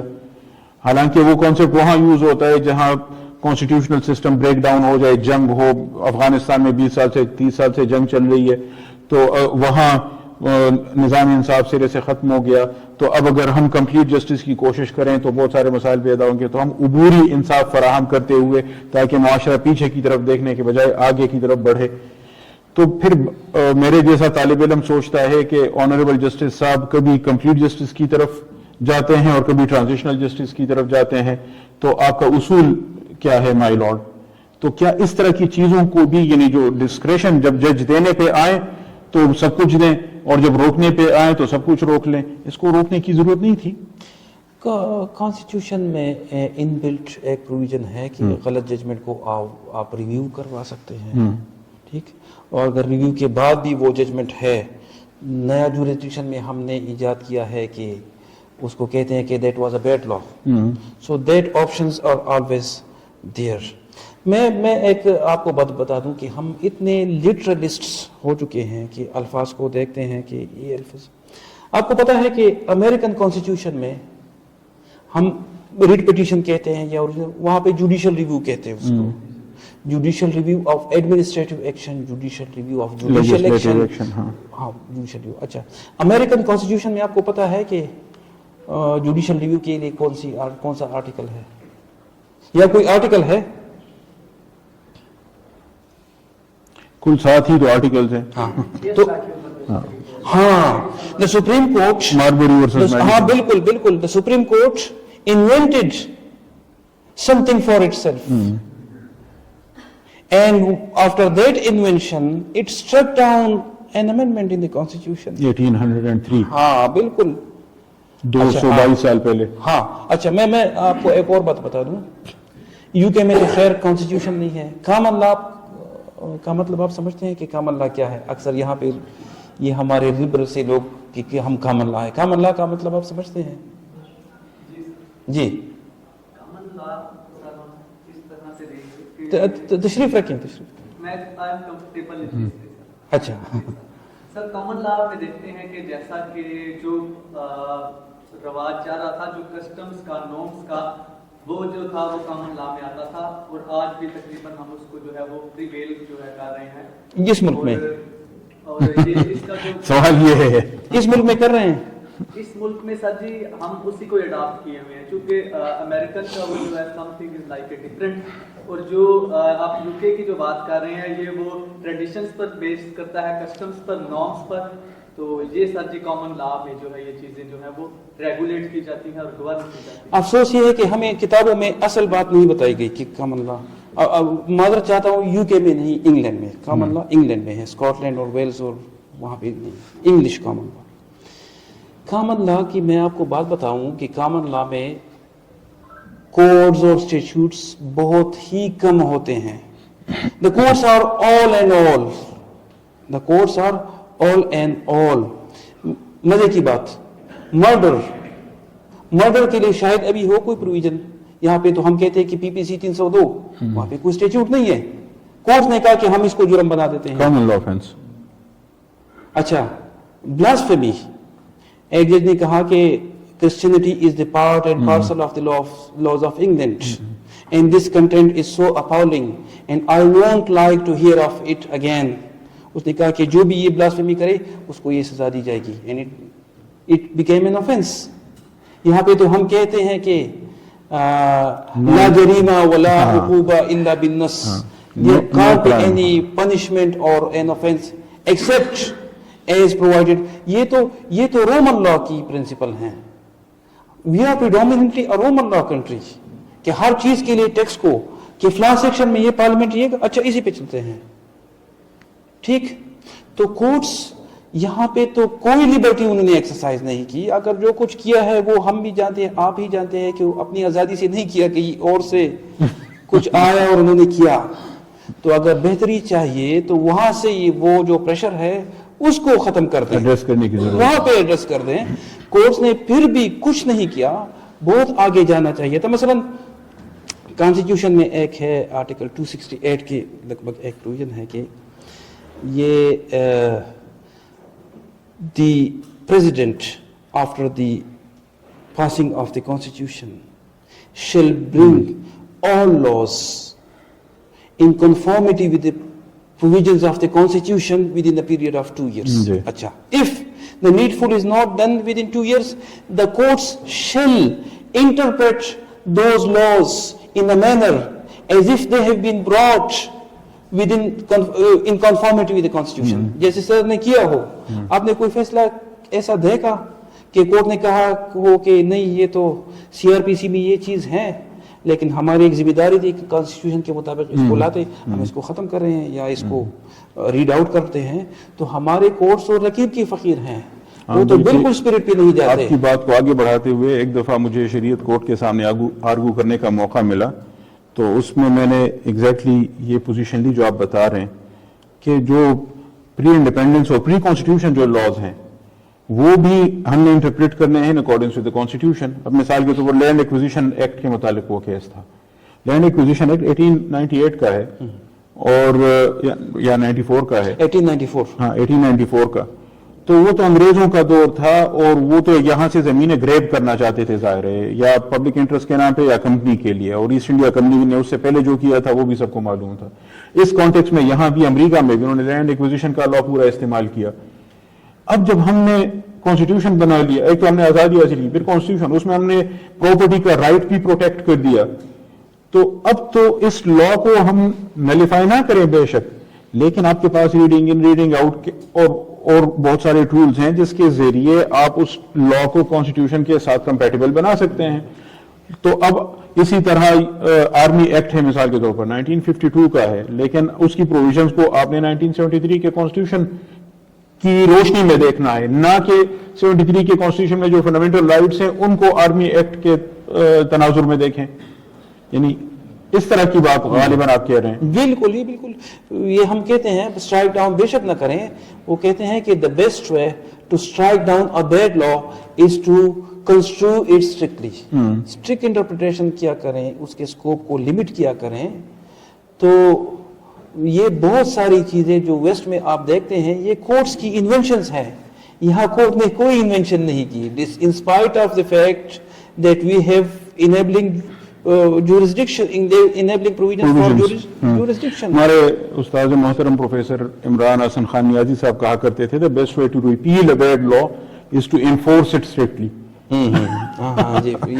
अच्छा, इस एक और एंगल से भी सवाल उठाया जाता है, जो 26th अमेंडमेंट में जो कुछ किया गया उसको डिफेंड करने के लिए, कि इससे पहले सिस्टम ये था जजेस ही जजेस को अपॉइंट कर रहे हैं, और अगर जजेस पर कोई एतराज हो, कोई मसला हो, तो जजेस के पास ही जाया जाएगा. सुप्रीम जुडिशल काउंसिल में जजेस ही होते हैं, तो वो चाहें तो उसको रिमूव करने के लिए प्रेसिडेंट ऑफ पाकिस्तान को कह सकते हैं. लेकिन ये सिस्टम अमलन बहुत ही ज्यादा सुस्त था, इनएफिशिएंट था, और साल हर साल से लोगों के खिलाफ, जजेस के खिलाफ रेफरेंसेस मौजूद, लेकिन कार्रवाई नहीं होती. इसी तरह जो अपॉइंटमेंट्स का सिलसिला था, मैंने अपनी इंट्रोडक्टरी स्टेटमेंट में थोड़ी उसको एलेबोरेट करने की कोशिश की कि जो जुडिशल कमीशन के रूल्स बनाए गए तो उसमें सारा इख्तियार चीफ जस्टिस के हाथ में आ गया. तो जजेस अपॉइंटिंग जजेस, जजेस रिमूविंग जजेस, and neither of these two is working efficiently. तो इसलिए जरूरी समझा गया कि इसमें पार्लियामान को भी कुछ वेटेज दिया जाए, मौका दिया जाए.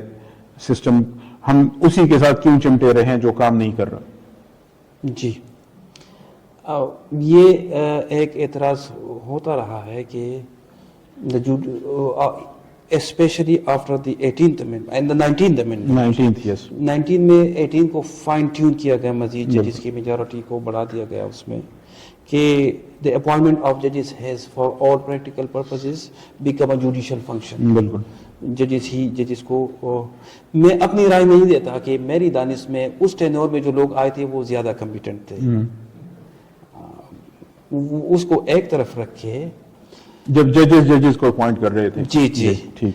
اس سے پہلے بھی یہ تھا جب پہلے کنسلٹیشن کا پروسیس تھا.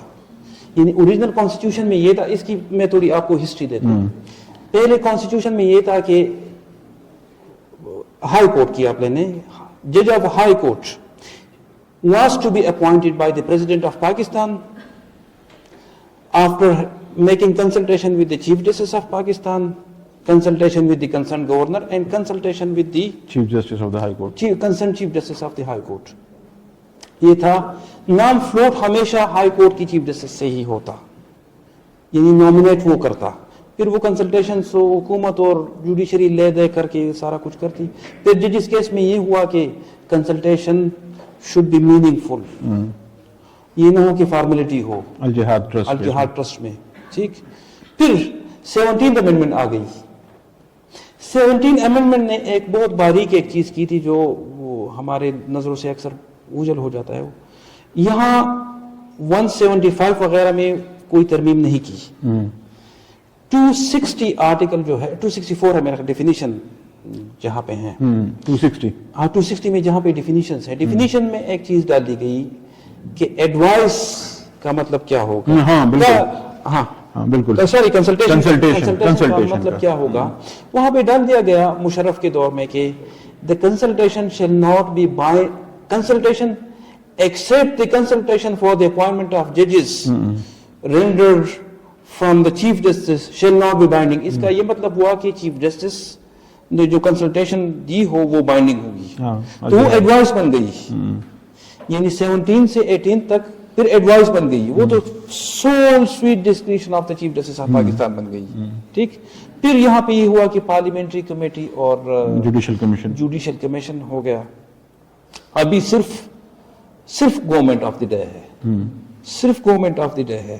اچھا, وہاں پہ بھی جب ججز کیس میں اس کی انٹرپریٹیشن ہو گئی, اس میں یہ تھا کہ اگر کوئی کنفلکٹ آ جائے کہ گورنر کے اس پہ فوقیت دی جائے یا چیف جسٹس کے, تو وہاں پہ یہ ہولڈ کیا گیا کہ گورنر بیچارے کو کیا معلوم کہ کون سا وکیل کتنا پروفیشنل ہے. جو پریزیڈنشیل ریفرنس آیا تھا فاروق لغاری صاحب کی جانب سے, اس میں پھر انہوں نے سپریم کورٹ نے ایلیبوریٹ کیا اور وہ ریلائی کیا گیا ہے انڈین سپریم کورٹ کے ججمنٹ اے وارز ورسز یونین آف انڈیا, وہ مشہور ججمنٹ ہے. وہاں پہ یہ ہولڈ کیا گیا کہ اگر پریزیڈنٹ آف انڈیا اور چیف جسٹس آف انڈیا ایک سائڈ پہ نہ ہو تو primacy shall go to the judiciary because it is their function and they know who is best for this slot.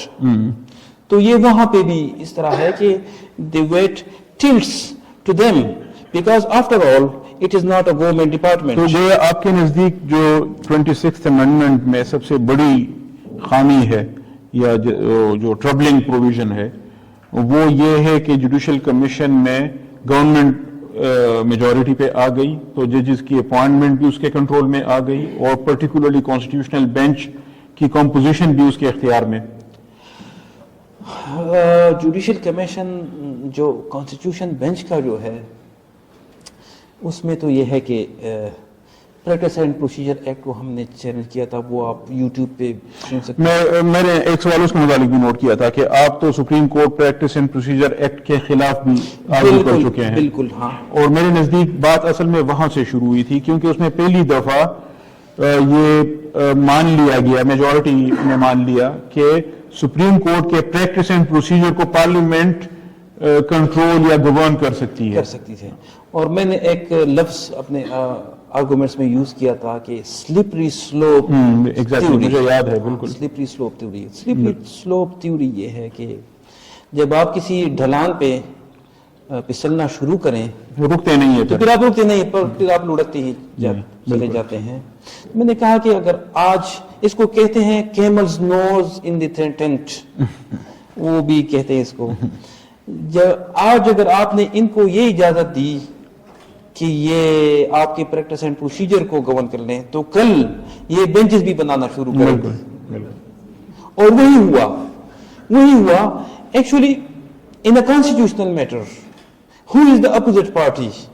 The government. Of course. Of course the Most of government. the litigations supreme court में हमेशा उसमें government ही होती है, और laws में तो वैसे भी सारे उसने गवर्नमेंट नहीं करना है.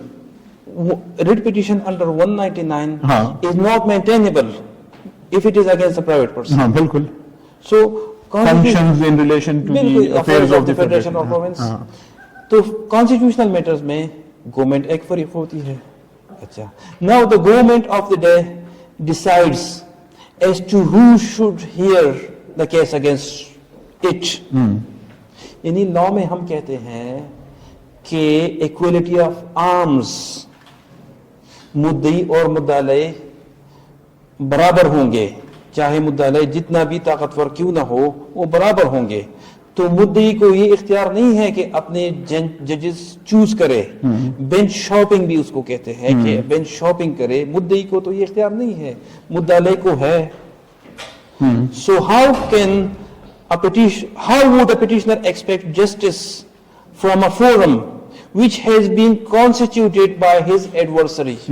This is when we say that no one can be a judge in his own cause.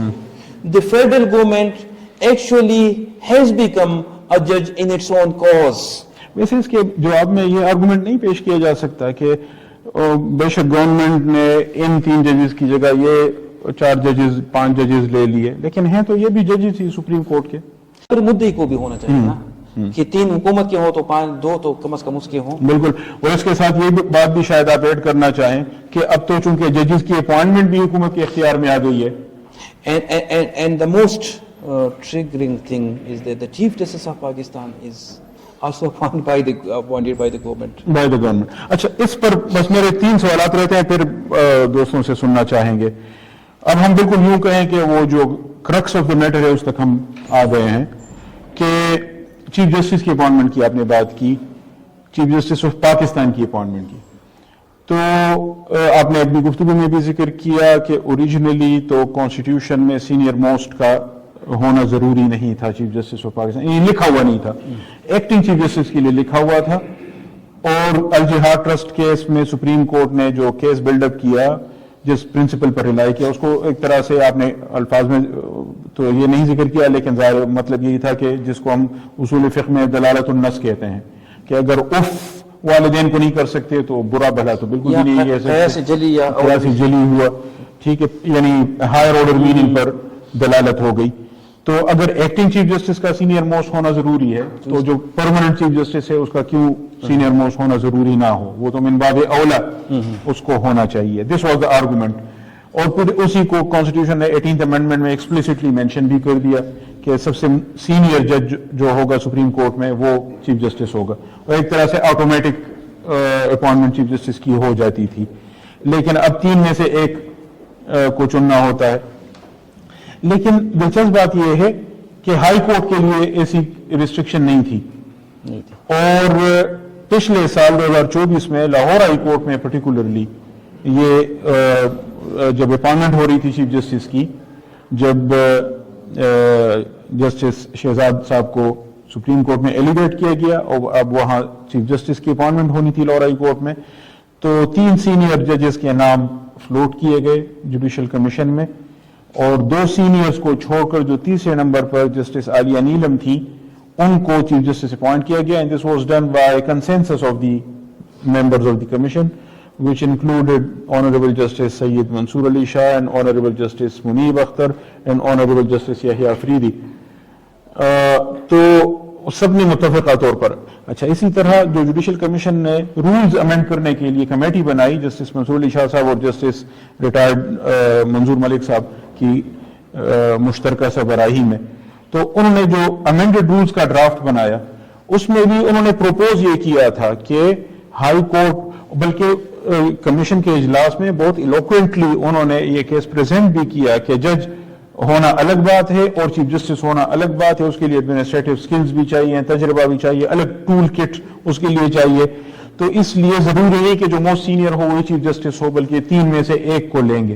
This was proposed. वो प्रपोज रूल्स तो फिर खैर बाद में अप्रूव नहीं हुए, उसमें और कहानियां आ गई, लेकिन this was proposed by that committee headed by justice Mansoor Ali Shah साहब. And then this was acted upon in case of Lahore High Court. Now when the same is applied on in the Supreme Court and resultantly Justice Munib and Justice Mansoor Ali Shah were superseded kind of, تو اس میں کیا غلط ہوا؟ Question میرے خیال سے سب سے متنازع چیز یہ نہیں ہے کہ کون بن رہا ہے چیف جسٹس یا یعنی پرسنز امپورٹنٹ نہیں ہے. ہاں کوشچن یہ ہے کہ کون کر رہا ہے. یعنی پہلے جب ہوتا تھا تو جوڈیشل کمیشن کرتی اور اس کو سپلٹ کرتے ہیں. ایک ہے چیف جسٹس پاکستان بننا, اس کو فی الحال ایک سائڈ پہ رکھتے ہیں. ہائی کورٹ کا چیف جسٹس بننا, ٹھیک.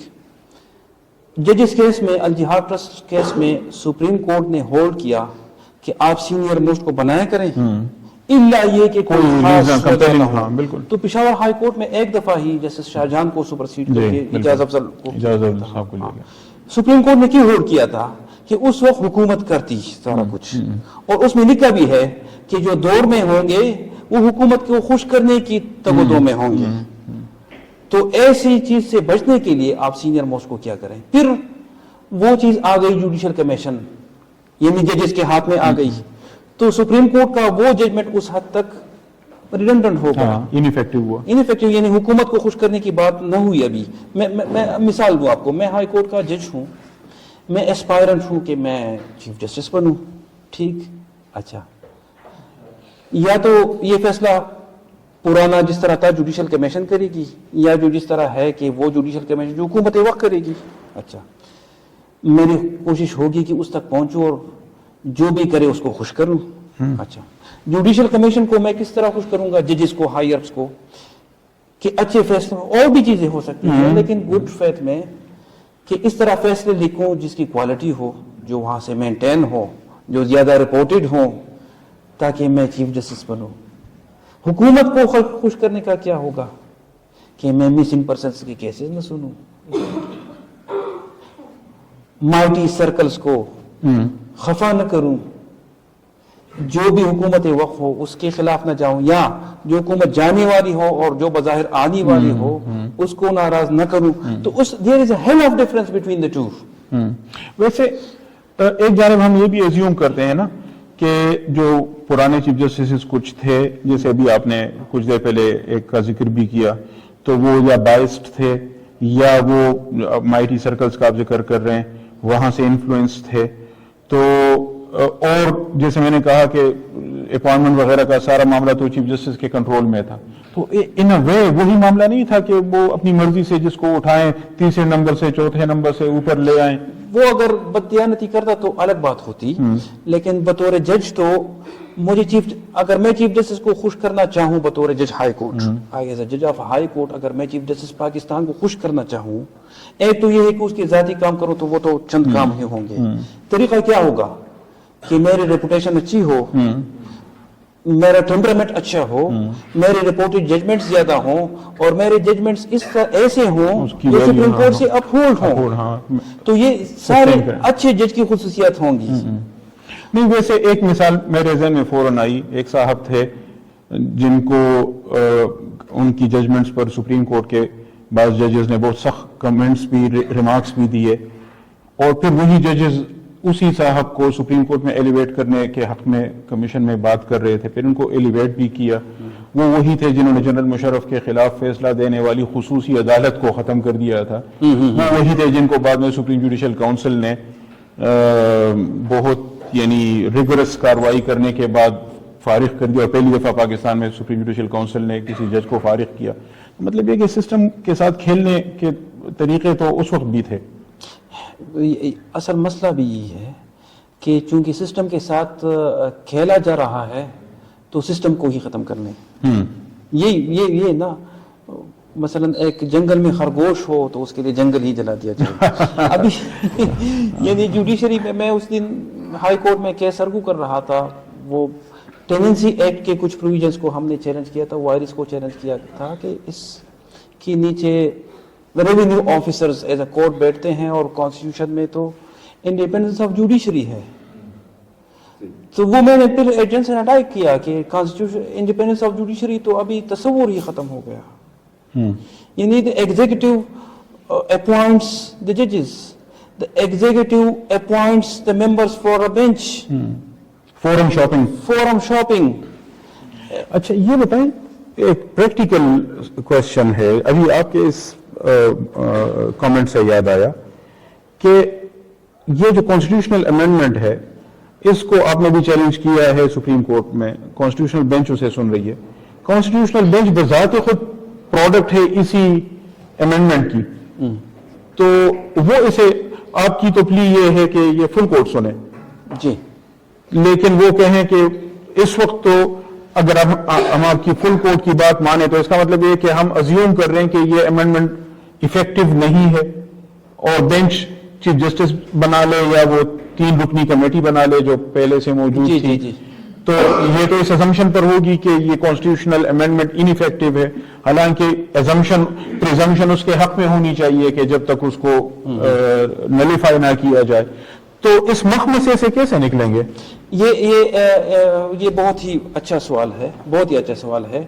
یعنی یہ ابھی جو کانسٹیٹیوشن موجود ہے جس شکل میں ہے اس میں یہ ہے کہ نو ادر بینچ ادر دین دی کانسٹیٹیوشنل بینچ, تو وہ تو ایک دلیل یہ دی جاتی ہے کہ فل کورٹ بینچ میں نہیں آتا, ایک تو یہ ہے. لیکن اس سے ہٹ کے یہ full court is not covered by the term bench.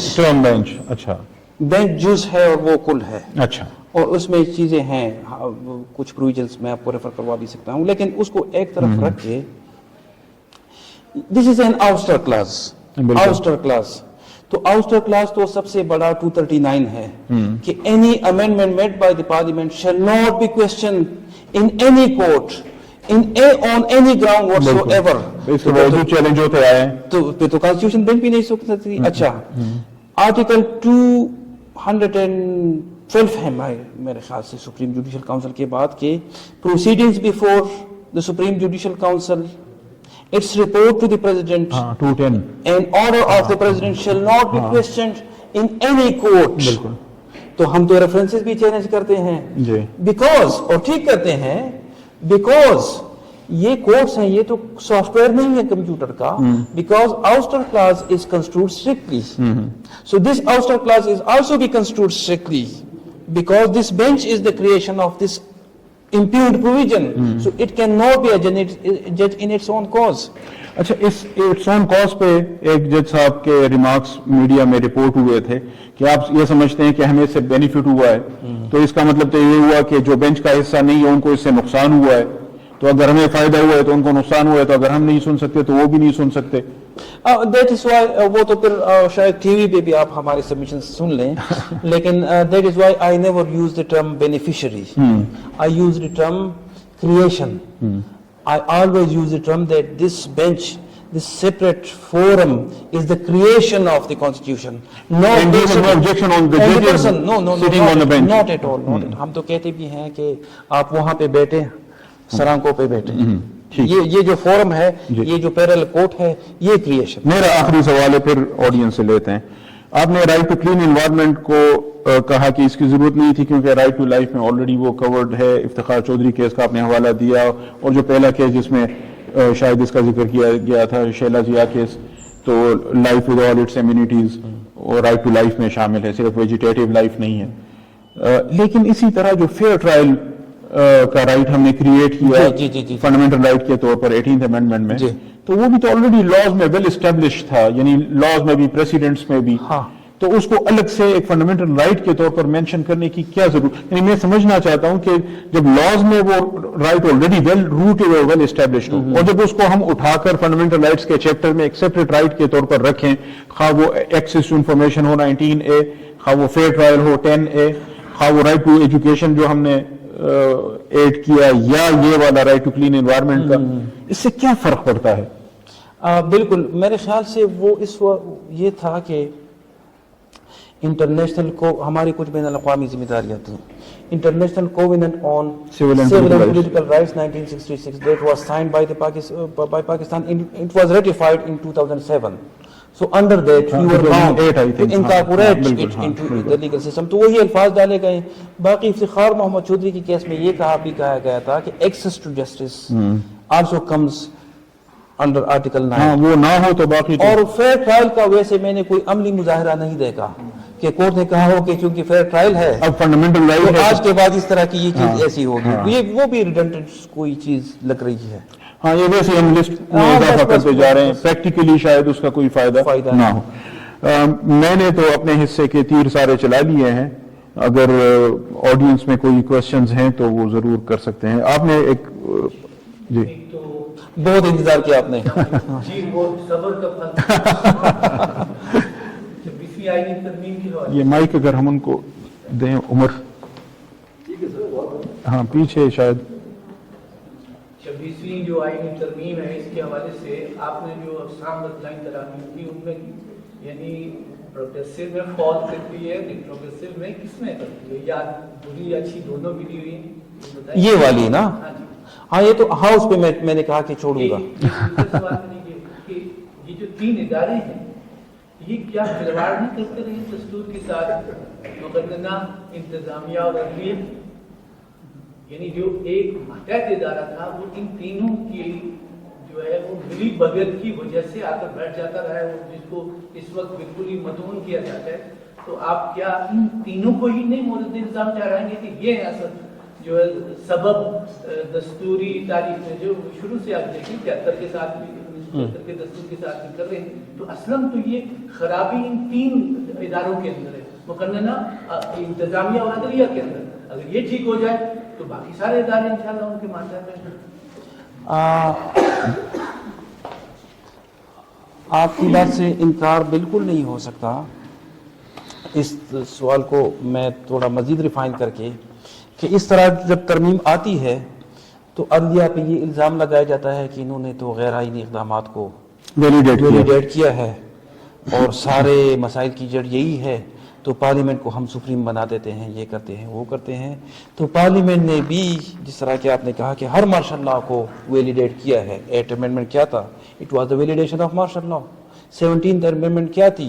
It was the validation of martial law. ये तो 2007 के पीसीओ को भी करना चाह रहे थे, जस्टिस डोगर के दौर में, फिर वो एक पार्टी ने कहा कि हम नहीं करते। तो बराबर कसूरवार तो सब हैं, इसमें तो कोई राय नहीं है। बाकी एक ज़िमनी सवाल मैं आपसे पूछ लूं, ये जो हम सुनते हैं कि पार्लियामेंट सॉवरन है या सुप्रीम है, ये है भी यानी आइडियली सब थ्योरेटिकली हाँ ये है, और ये कहां से बात आ गई?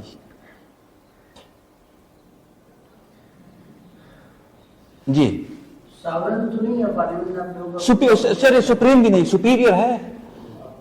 सुपीरियर भी नहीं है। हाँ, तो ये सुपीरियर होती तो पार्लियामेंट के बनाए हुए कानून को सुप्रीम कोर्ट कैसे नॉटिफाइड करा सकती है? अच्छा, ये क्यों कहते हैं कि ये सुपीरियर है? ये असल में मेरे ख्याल से यूके इंग्लैंड से ये बरतानिया आरोप किया हुआ है, क्योंकि वहां पर ये कॉन्सेप्ट है। तो यहां से क्या जवाब पेश करते हैं ये किस चीज के बारे में? कि ये सुपीरियर है? ये तो पार्लियामेंटेरियंस दावा करते हैं, कोई जवाब नहीं के पास। अच्छा, ये वो ये कहते हैं कि कॉन्स्टिट्यूशन हमने बनाया है, तो उन्होंने बनाया है, पार्लियामेंट ने बनाया है? No, never. लोगों के मुंतखब नुमाइंदे हैं ना। हाँ, तो नुमाइंदे तो हाँ इसको मजीद, this is the biggest myth we hear, that parliament is supreme, parliament is sovereign, parliament is this and this. ये सबसे बड़ा मुगालता है। अच्छा, जरा पाकिस्तान से बाहर अब अगर आप देख लें, 2 किस्म के सिस्टम्स हैं, रिटन कॉन्स्टिट्यूशन एंड अनरिटन।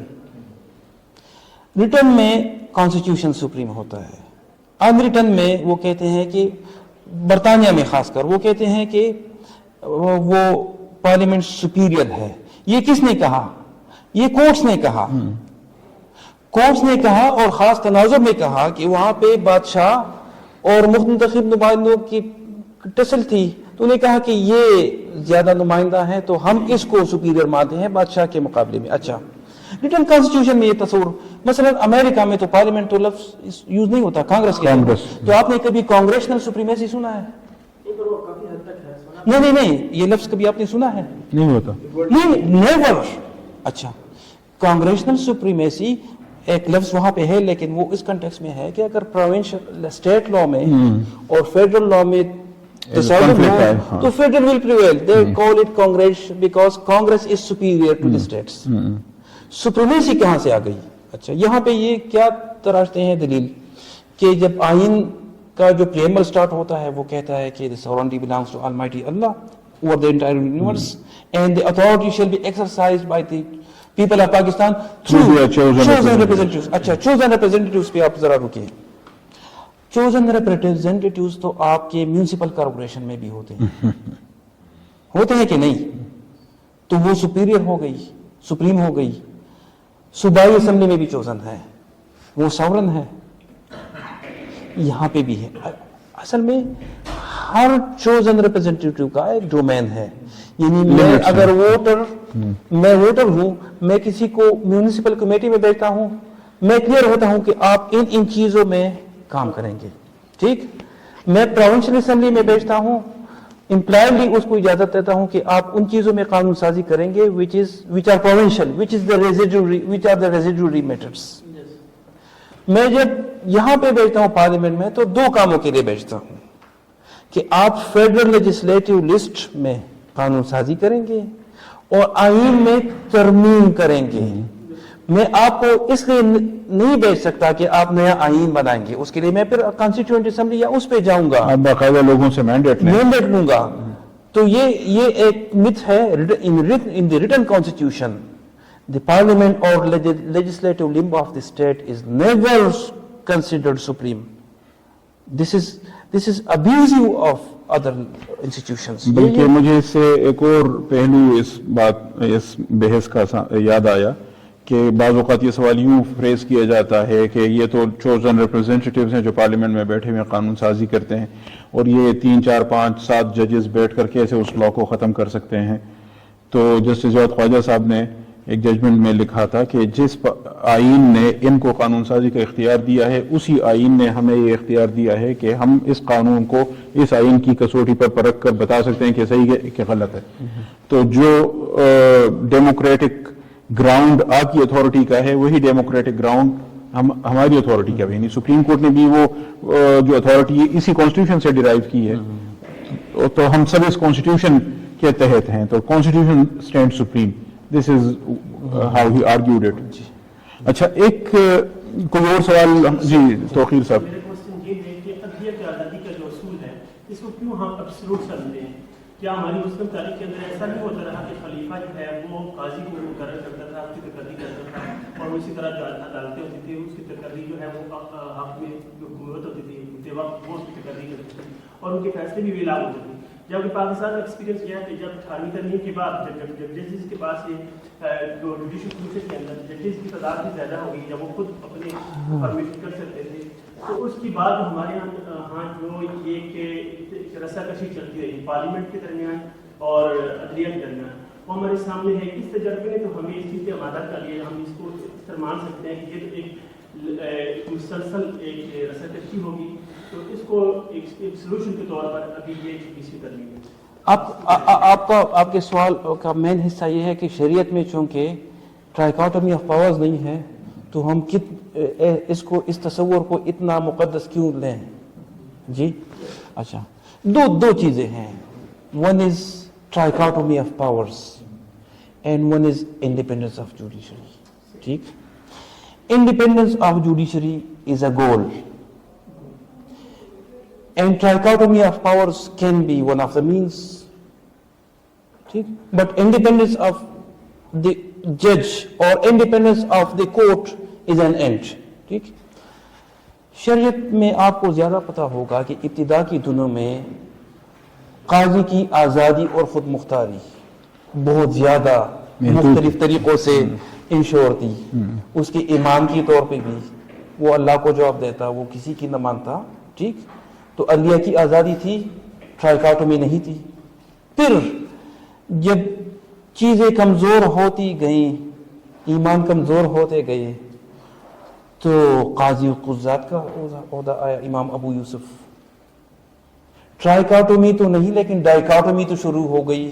फुक़हा ने ठीक जाना कि इंडिपेंडेंस ऑफ द जज के लिए ये भी एक अच्छा टूल है. फिर डाइकोटोमी से हम ट्राइकोटोमी में आ गए तो एंड वही होगा. اگر آپ Independence ensure کرنا. انڈیپینڈنس انشور کرنا. اگر آپ سمجھتے ہیں کہ ٹرائیکوٹومی اور اس کے بغیر بھی جج کی انشورنس انڈیپینڈنس انشور ہو سکتی ہے تو آپ وہ ماڈل دے دیں. یعنی مروجہ جو نظام ہے دنیا میں اس میں یہی سپریشن آف پاورز بہت حد تک انڈیپینڈنس کو انشور کرتی ہے. مثلا نیچے لیول پہ روز ہم دیکھتے ہیں کہ خراب سے خراب سیشن جج ڈی سی کے بنسبت زیادہ آزاد فیصلے کرتا ہے. یہ تو عملی تجربہ یہی کہتا ہے. عملی تجربہ یہی کہتا دو باتیں میں اس میں آپ کی اجازت سے اضافہ کرنا چاہوں گا. ایک تو یہ کہ جیسے ڈاکٹر صاحب نے بہت خوبصورتی سے واضح کیا کہ اصل مقصد تو جج کو انڈیپینڈنٹ رکھنا ہے, چاہے وہ اس ٹول کے ذریعے ہو یا اس ٹول کے ذریعے. اس کے لیے ابتدا میں خلفاء راشدین کے دور تک تو ہمیں جوڈیشری میں خلیفہ کی جانب سے انٹرونشن نظر نہیں آتی, بلکہ خلیفہ خود سرنڈر کرتا تھا قاضی کے فیصلے کے سامنے. اور اس کے بعد جب ملوکیت کا دور آیا اور نظام کرپٹ ہو گیا, مسائل پیدا ہوئے, تو لوگوں کا عدلیہ پر اعتبار بھی ختم ہو گیا. لوگ اب قاضیوں سے فیصلے کرانے کے بجائے فقہا کے پاس جو جج نہیں ہوتے تھے لیکن ان کا فیصلہ مانتے تھے, اور قاضیوں کے بجائے ادھر ہوتے ہوتے مجبور ہو کر انہوں نے جو نامی گرامی فقہا تھے ان کو ساتھ ملانے کی کوشش کی. کبھی امام مالک پہ پریشر ڈالا تو کبھی امام ابو حنیفہ کو تکلیفیں دی, اذیتیں دی. وہ ان کو لیجیٹیمائز نہیں کرنا چاہتے تھے, ان کے ساتھ نہیں شامل ہونا چاہتے تھے. لیکن سسٹم پر لوگوں کا اعتبار ختم ہو گیا. بالآخر یہ ہوا کہ انہوں نے یہ سارا معاملہ ان کے حوالے کر دیا. ابھی امام ابو یوسف کا ذکر ہوا جو پہلے قاضی القضاء کا ٹائٹل ان کو دیا گیا, اور وہ صرف قاضی نہیں تھے, یعنی ججز کی throughout the system appointment ان کے اختیار میں تھی, اور وہ انڈیپینڈنٹ آف دی خلیفہ تھی. ہارون الرشید کا اس میں عمل دخل نہیں رہا, بلکہ ججز کی اپوائنٹمنٹ قاضی ابو یوسف اور ان کے ساتھ ہی جج کرتے تھے, اور ان کا ہٹانا بھی ان کے اختیار میں رہا. تھیوریٹیکلی تو کہا جاتا تھا کہ خلیفہ کے پاس اپوائنٹمنٹ کا اور عزل کا اختیار ہے, لیکن یہ عملاً ایکسرسائز نہیں ہوتا تھا, یہ قاضی القضاء کے حکم پر اور فیصلے پر ہوتا تھا. ایک تو میں اس بات پر اضافہ کرنا چاہ رہا تھا کہ اس میں بھی کافی ساری ڈیٹیلز ہیں, مولانا مودودی نے بھی کچھ ذکر کی ہیں, لیکن وہ تفصیل آپ کو ملے گی مولانا مناظر حسن گیلانی صاحب کی جو کتاب ہے امام اعظم ابو حنیفہ کی سیاسی زندگی, اس میں کافی ڈیٹیلز انہوں نے دی ہوئی ہیں. اور ایک بات کا میں یہ بھی اضافہ کرنا چاہ رہا تھا کہ ایک وہ ہے کہ شریعت کا اصلی حکم یہ ہے یا وہ ہے, ایک یہ ہے کہ شریعت نے ہمیں آپس میں معاہدہ کرنے اور پھر اس معاہدے کی پابندی کرنے کا حکم بھی دیا ہے. تو اس آئین کی حیثیت ہمارے آپس کے معاہدے کی ہے, اور ہم نے اس میں ایک سسٹم وضع کیا ہے کہ بھائی ججز یوں ہوں گے اور پارلیمان اس طرح منتخب ہوگی, تو اب ہم پر اس کی پابندی لازم ہے. اور یہ ساری بحث اس تناظر میں ہو رہی ہے کہ وہ جو ہم نے معاہدہ کیا تھا کیا اس کو اب کوئی فریق یک طرفہ طور پر تبدیل کر سکتا ہے یا یوں تبدیل کر سکتا ہے کہ اس معاہدے کے تحت جو ہم نے ایک دوسرے کی پوزیشن مانی ہوئی تھی وہ پوزیشن ہی تبدیل ہو گئی, یعنی اس کی حیثیت ہی تبدیل ہو گئی.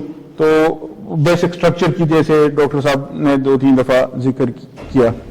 کوئی اور سوال میرے خیال سے جی چلیں ایک سوال یہاں سے لے لیتے ہیں اور ایک پیچھے سے, بس اس پر پھر نہیں آپ نے بات کی ہے. سنائی دی کہ یہ میثاق جمہوریت کو نافذ کرنے کے لیے ہے, تو کیا آپ واضح کر سکتے ہیں اس میں کہ میثاق جمہوریت کے نفاذ اور 40ویں ترمیم کا آپس میں کیا تعلق ہے؟ یہ بظاہر ایک سیاسی سا ہے, یعنی 2-3 بڑی پارٹیاں بیٹھی تھی میرے خیال سے لندن میں, گڈ فیتھ میں بیٹھی تھی کہ ہم یہ چیزیں کریں گی. اس میں جو میڈیا سے اس کے ذریعے سنا ہے اس میں یہ تھا کہ کچھ وقت کے لیے آئینی عدالت بنائیں گے, کچھ وقت کے لیے, تاکہ پچھلے 9 سال میں جو ڈکٹیٹر نے چیزیں کی ہیں ان کو ہم صاف کر سکیں. باقی تو میثاق جمہوریت تو کوئی لیگل ڈاکومنٹ بھی نہیں ہے, اس طرح پولیٹیکل پارٹیز کا آپس میں ان کا اپنا ایک سمجھوتا تھا. اچھا, بلکہ اس میں خیر پھر وہ بھی بحث کہیں اور چلی جائے گی کہ وہ آئینی عدالت اور آئینی بینچ میں وہ کس طرح انہوں نے آخر میں جو نتیجہ نکالا وہ کیا بنا. جی پیچھے سے آپ کوئی سوال کر رہے تھے.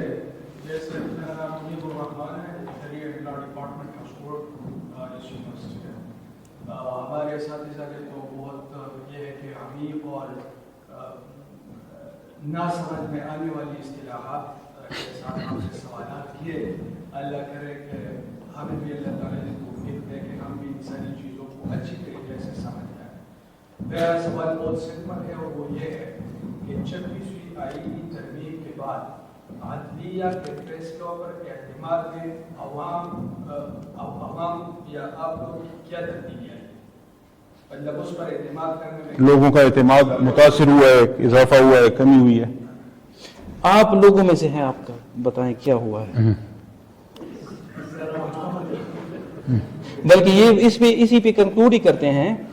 یعنی میں نے شروع میں کہا تھا کہ پروگریسو امینڈمنٹ کیا ہوگی, تو میں نے اپنے طرف سے ایک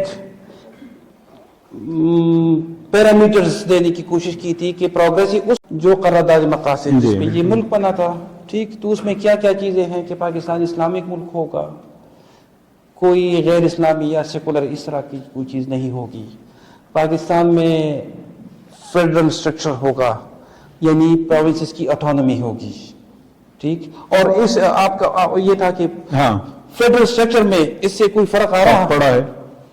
پڑھا ہے. وہ یہ پڑھا ہے کہ when we say federating units, when we say provinces, it means they shall be autonomous. Autonomous کا مطلب کیا ہوگا؟ That the federal executive, that the provincial executive or the provincial government shall not be subordinate to the federal government. That the provincial assembly shall not be subordinate to the parliament. That the provincial judiciary, 3 pillars ہوتے ہیں نا, that the provincial judiciary shall not be subordinate to the federal judiciary or other federal body. یہی ہوگا نا. وہ الگ بات ہے کہ سپریم کورٹ صرف اپیل وغیرہ سنتی ہے, اپیل سن سکتی ہے, ایڈمنسٹریٹولی کوئی administratively high courts are not subordinate to the supreme court. اچھا, اس میں ایک چیز یہ کی گئی, اور شاید یہ میری غلط پروپوزل پہ کی گئی ہو کہ پہلے یہ تھا کہ جوڈیشل کمیشن اپنے رولز بنانے کی ان کی ہی تھی. وہ پھر وہ مسئلہ آیا کہ یہ کرائٹیریا تو نہیں بنا سکتے. بالکل. تو اس میں یہ پھر ڈالا گیا کہ judicial commission criteria for the appointment of ججز بھی بنا سکتی ہے اور ان کی اینول ایویلویشن بھی کر سکتی ہے. Performance evaluation. ابھی اچھا آپ دیکھ لیں, ہائی کورٹ کے ججز کی performance evaluation by whom. First of all, they are not civil servants, they are constitution office holders. And who is evaluating them? Not a provincial body, a federal body. The Judicial Commission for Appointment of Judges, اس کو یہ function بھی دیا گیا ہے. Judicial Commission high court کی ججز کو annually performance کو دیکھے گی. So it goes, in my humble view, it goes against the provincial autonomy as well. آپ نے صوبائی عدلیہ کو وفاقی عدلیہ نہیں لیکن وفاقی ایک باڈی کے سبارڈینیٹ بنا دیا ہے. تو ابھی آپ بتائیں کہ کس حد تک یعنی پروگریسو وہ اب ترمیم ہوگی جو بیسک سٹرکچر کی تائید میں جائے, یعنی عدلیہ کی آزادی کو مزید بڑھائے, فیڈرل سٹرکچر کو مزید مضبوط کرے, پارلیمنٹری ڈیموکریسی کو مضبوط کرے, عدلیہ کی آزادی کو مضبوط کرے, انسانی حقوق کے تحفظ کے نظام کو تقویت دے, اور اسلامی نظام یا اسلامی جو ہے معاشرہ اس کو بنانے کی طرف جائے. تو 26ویں ترمیم اس طرف جا رہی ہے یا واپس جا رہی ہے, یہ آپ دیکھ لیں. سر بیسک سٹرکچر کا ایک ہے جس کی اتنی ضروری ہے کہ جرمن فلاسفر نے انڈیا میں آج بتایا تھا کہ یہ بیسک سٹرکچر ہوتا ہے کانسٹیٹیوشن کا. آپ ایک تو بغیر اجازت لیے سوال کر رہے ہیں. اچھا, دوسرا یہ کہ اس پر بات ہو چکی. ہاں جی جی جی, نہیں جواب مجھے چاہیے ابھی, سوال تو ختم ہو. اچھا جی جی بتائیں. سر دیکھیے, کانسٹیٹیوشن سے جتنے ادارے ہوں گے اپنے اختیارات ڈرائیو کریں گے. کانسٹیٹیوشنلزم کا تقاضا یہ ہے, کانسٹیٹیوشن جس کو جتنا اختیار دیتا ہے اتنا اختیار وہ ایکسرسائز کرے گا. کانسٹیٹیوشن آرٹیکل 239 خاص طور پر 239 کا جو کلاس 5-6 پڑھیں گے وہ تو بتاتا ہے کہ کانسٹیٹیوشنل امینڈمنٹ کو کسی بھی گراؤنڈ میں کوئی بھی عدالت میں, اور یہ بتاتا ہے کہ پارلیمنٹ کے اوپر کسی بھی लिमिटेशन नहीं। तो अब एक बेसिक स्ट्रक्चर थ्योरी जो कि हमने भारत से बेसिकली टू बी फ्रैंक बारो की हुई है कैसा अनंदा केस की बुनियाद पर, उसके ग्राउंड के ऊपर हम कॉन्स्टिट्यूशन के ब्लैक एंड व्हाइट में लिखी हुई प्रोविजंस को छोड़कर रावलपिंडी बार एसोसिएशन केस ने अपने लिए इख्तियार ले लिया कि हम कॉन्स्टिट्यूशनल अमेंडमेंट को भी स्ट्राइक डाउन कर सकते हैं। आपकी नज़र में क्या ये कॉन्स्टिट्यूशन से मुतसादी मखरोश नहीं आता? आप 11,000 वाट के लाइन में के साथ कर रहे हैं ये दोबारा आप मुझे पीछे से कर रहे हैं। हाँ। ये 239 में कब डाला गया? हाँ, ये असल 239 में ये बात कब आई है? कब आई है? 239 कहती है that for the removal of doubt there shall be no restriction on the constitution amending power of the parliament and any such amendment shall not be questioned in any court on any ground whatsoever। ये कब आई है? नहीं जवाब दे दें। General Ziaul हक constitution में नहीं थी तो अभी नहीं मेरा जवाब अभी 2 सवाल और आपसे। अच्छा, इसका मतलब क्या हो गया? इसका मतलब ये हो गया, यानी आप समझते हैं कि पार्लियामेंट क्रिएटर है ऑफ द कॉन्स्टिट्यूशन या क्रिएशन है? उसकी क्रिएशन है तो उसके बाद क्या पार्लियामेंट क्रिएटर बन गई? नहीं, क्रिएटर नहीं बनी ना, अभी भी क्रिएशन है। तो हम कॉन्स्टिट्यूशन को देखेंगे, इसको नहीं देखेंगे। कॉन्स्टिट्यूशन को देखेंगे कि कॉन्स्टिट्यूशन के किस प्रोविजन का वजन ज्यादा है और किसका कम है, उसी को देखेंगे। वरना फिर तो कोर्ट की जरूरत नहीं है, फिर तो आप एक सॉफ्टवेयर बना दें और आपको कहेंगे कि इस प्रोविजन के नीचे ये चीज इस तरह होगी। तो बेसिक स्ट्रक्चर का मतलब ही यही है कि ये चीजें बाकी चीजों पे भारी हैं, वरना the principles of interpretations are gone. हम कहां से कहते हैं कि any provision which violets fundamental rights is to be construed strictly? ये कहां से आप कहते हैं? हम कुछ चीजों को फोकियत देते हैं दूसरों पे। हम क्यों 209 की कार्रवाई को सुप्रीम कोर्ट में चैलेंज करते हैं? Because there is a fundamental principle of independence of judiciary, there is a fundamental principle of access to justice. इस तरह होता है। मैं अमेरिकन सुप्रीम कोर्ट का फैसला मैंने आपको क्यों मिसाल दी? वहां पे तो प्रोविजन ही नहीं है जुडिशियल रिव्यू की, उन्होंने इन्वेंट कर दी। Because access to justice, these things are cardinal for any justice system. अच्छा, मेरे ख्याल से तो अभी इस पर मेरे ख्याल से हाँ, तो इस पे खत्म करते हैं। तो आपका क्या है वर्डिक्ट? वर्डिक्ट क्या है कि ये प्रोग्रेसिव है, प्रोसीजर पे नहीं जा रहे। आप अपनी राय महफूज रखना चाहते हैं?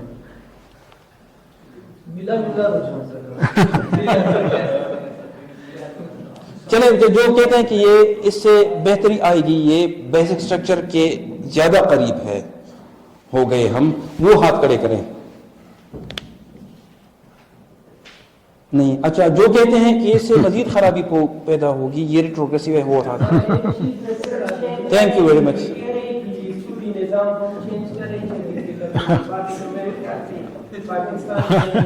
Thank you very much.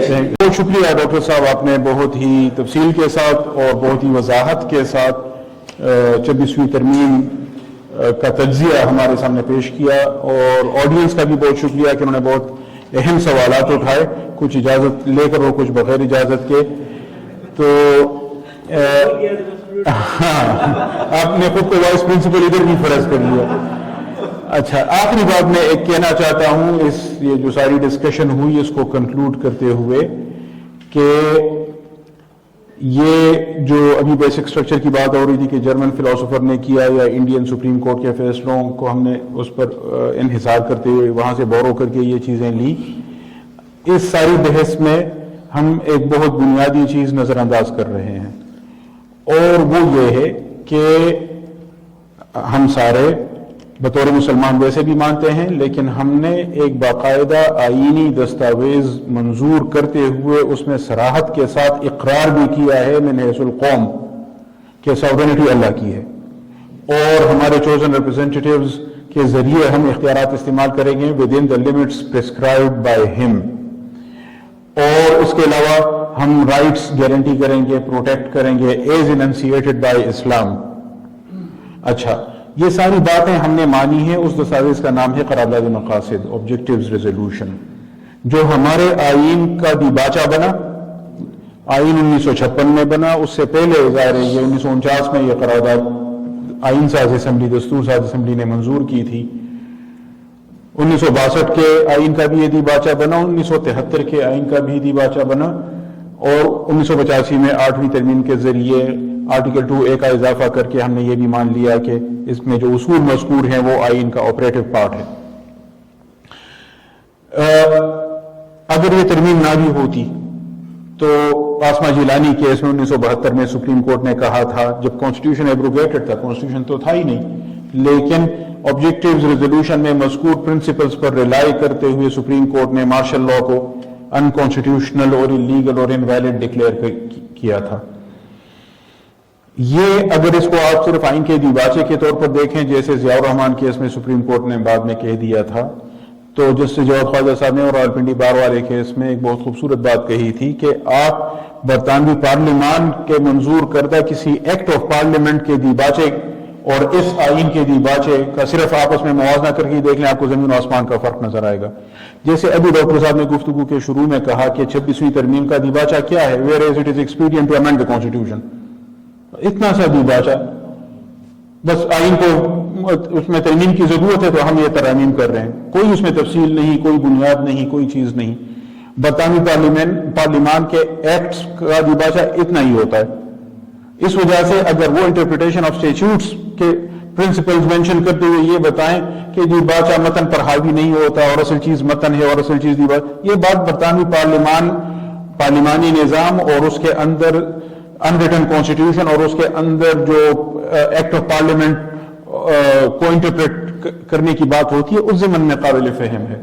ہم آئین کی بات کر رہے ہیں جو، اور آئین کی تعبیر عام قانون کی تعبیر سے مختلف اور زیادہ مقدس اور زیادہ مشکل کام ہے، اور اس میں ہمیں اسی طرح کے بنیادی پرنسپلز پر جانا پڑتا ہے جو ڈاکٹر صاحب نے بتائے، independence of judiciary, protection of fundamental rights, Islamic provisions, federalism, provincial autonomy, یہ وہ پرنسپلز ہیں جن کو مد نظر رکھتے ہیں۔ یہ ہمارے سسٹم کے ہائر آبجیکٹیوز ہیں، ہمارے گولز ہیں، جیسے جس کو انہوں نے اسپرٹ آف دا کانسٹیٹیوشن کا نام دیا، اس کو مد نظر رکھتے ہوئے ہم نے کانسٹیٹیوشنل انٹرپریٹیشن کرنی ہے۔ اس وجہ سے خواجہ صاحب نے اس ججمنٹ میں یہ بھی لکھا تھا کہ اگر آپ اس کو کمپیئر کریں، ایون انڈین کانسٹیٹیوشن کا جو پریمبل ہے وہ اس کے مقابلے میں کچھ بھی نہیں ہے۔ وہ کہتے ہیں زیادہ سے زیادہ آپ اس کو کمپیئر کر سکتے ہیں کہ جو امریکن سسٹم میں independence of declaration of independence کا جو ڈاکومنٹ ہے، اعلان آزادی، اور اس کی جو حیثیت ہے امریکی نظام میں، وہ امریکی کانسٹیٹیوشن کا حصہ تو نہیں ہے۔ 1776 میں انہوں نے آزادی کا اعلان کر لیا اور کہا کہ ہم ان حقائق کو مسلمہ حقائق مانتے ہیں۔ We hold these truths to be self-evident, that all men are created equal, that they have been bestowed by their Creator with certain inalienable rights, that among them are the right to life, liberty and the pursuit of happiness. اس طرح آج انہوں نے مزید بھی کہا کہ system اصل میں ہم نے اس لیے بنایا ہے کہ لوگوں کے رائٹس پروٹیکٹ کریں، اور اگر کوئی سسٹم لوگوں کے رائٹس پروٹیکٹ کرنے میں ناکام ہو جائے تو لوگوں کا حق ہے کہ اس کو تبدیل کر کے نیا سسٹم کریٹ کریں اور ایسا سسٹم لے آئیں جو ان کے رائٹس کو زیادہ بہتر طریقے سے پروٹیکٹ کر سکے۔ جان لاک کی جو تھیوری تھی سوشل کانٹریکٹ کی، اس کو انہوں نے یہاں انکارپوریٹ کر کے ان رائٹس کو گویا beyond the authority of the state قرار دیا۔ اور یہ امریکی سپریم کورٹ نے کئی کیسز میں فیصلوں میں یہ فریز یوز کی ہے کہ یہ جو رائٹس ہیں they are beyond the authority of the state. State تو اصل میں کریٹ کی گئی ہے اس مقصد کے لیے کہ لوگوں کے حقوق کی حفاظت ہو۔ یہاں جب ہم بیسک اسٹرکچر کی بات کرتے ہیں تو ہماری مراد وہ پرنسپلز ہیں جو آبجیکٹیوز ریزولوشن میں مینشنڈ ہیں، اور ان پرنسپلز کی ہمارے نزدیک حیثیت انیلینیبل ہے، اور ہم کانسٹیٹیوشن بنائیں، امینڈمنٹ کریں، قوانین بنائیں، انہی پیرامیٹرز کے اندر رہ کر ہم نے کرنے ہیں۔ تو اس وجہ سے ہم نے کسی جرمن فلاسفر یا کسی آسٹرین فلاسفر ہانس کیلسن سے گرون نام یا کسی اور سے کوئی تھیوری ہم نے نہیں لی، یہ ہمارے سسٹم کے اندر کی بات ہے اور خود ہمارے اپنے شرعی نصوص میں مذکور ہے، ان الحکم الا للہ لا طاعۃ لمخلوق فی معصیۃ الخالق، علی المرء المسلم السمع والطاعة فيما حب وكره ما لم يؤمر بمعصیہ فإن أمر بمعصیۃ فلا سمع ولا طاعة۔ تو ہم نے تو حکمران کی اور تمام لوگوں کی جو اتھارٹی ہے وہ ہم نے ہمارے عقیدے کا ہمارے ایمان کا حصہ ہے وہ لمیٹڈ ہے. تو اس وجہ سے ہم کسی پارلیمان کے لیے یہ حق نہیں مان سکتے کہ وہ جو مرضی میں آئے کرے, نہ کسی جج کے لیے یہ مان سکتے ہیں کہ وہ جو مرضی کرے. سب کی لمٹس ہیں, سب کی حدود ہیں, اور یہ جو بیسک اسٹرکچر کی تھیوری ہے وہ there is a way of expressing this fundamental truth of our life. So with this I thank Barrister Dr. Adnan Khan and all the participants here for this lively discussion and this lively session. ہم سب نے سے یقیناً بہت فائدہ اٹھایا. ذاتی طور پر مجھے بہت ساری چیزیں یاد آئی ہیں, کچھ نئی چیزیں سیکھی بھی ہیں. امید ہے آپ سب نے بھی ایسا ہی محسوس کیا ہوگا. اب ہم صرف as a token of respect آپ کو یونیورسٹی کی جانب سے ایک شیلڈ دیں گے. میں جناب کرنل یونس صاحب سے بھی ملتمس ہوں کہ آپ آئیں اور ہمارے ساتھ شریک ہوں کہ ہم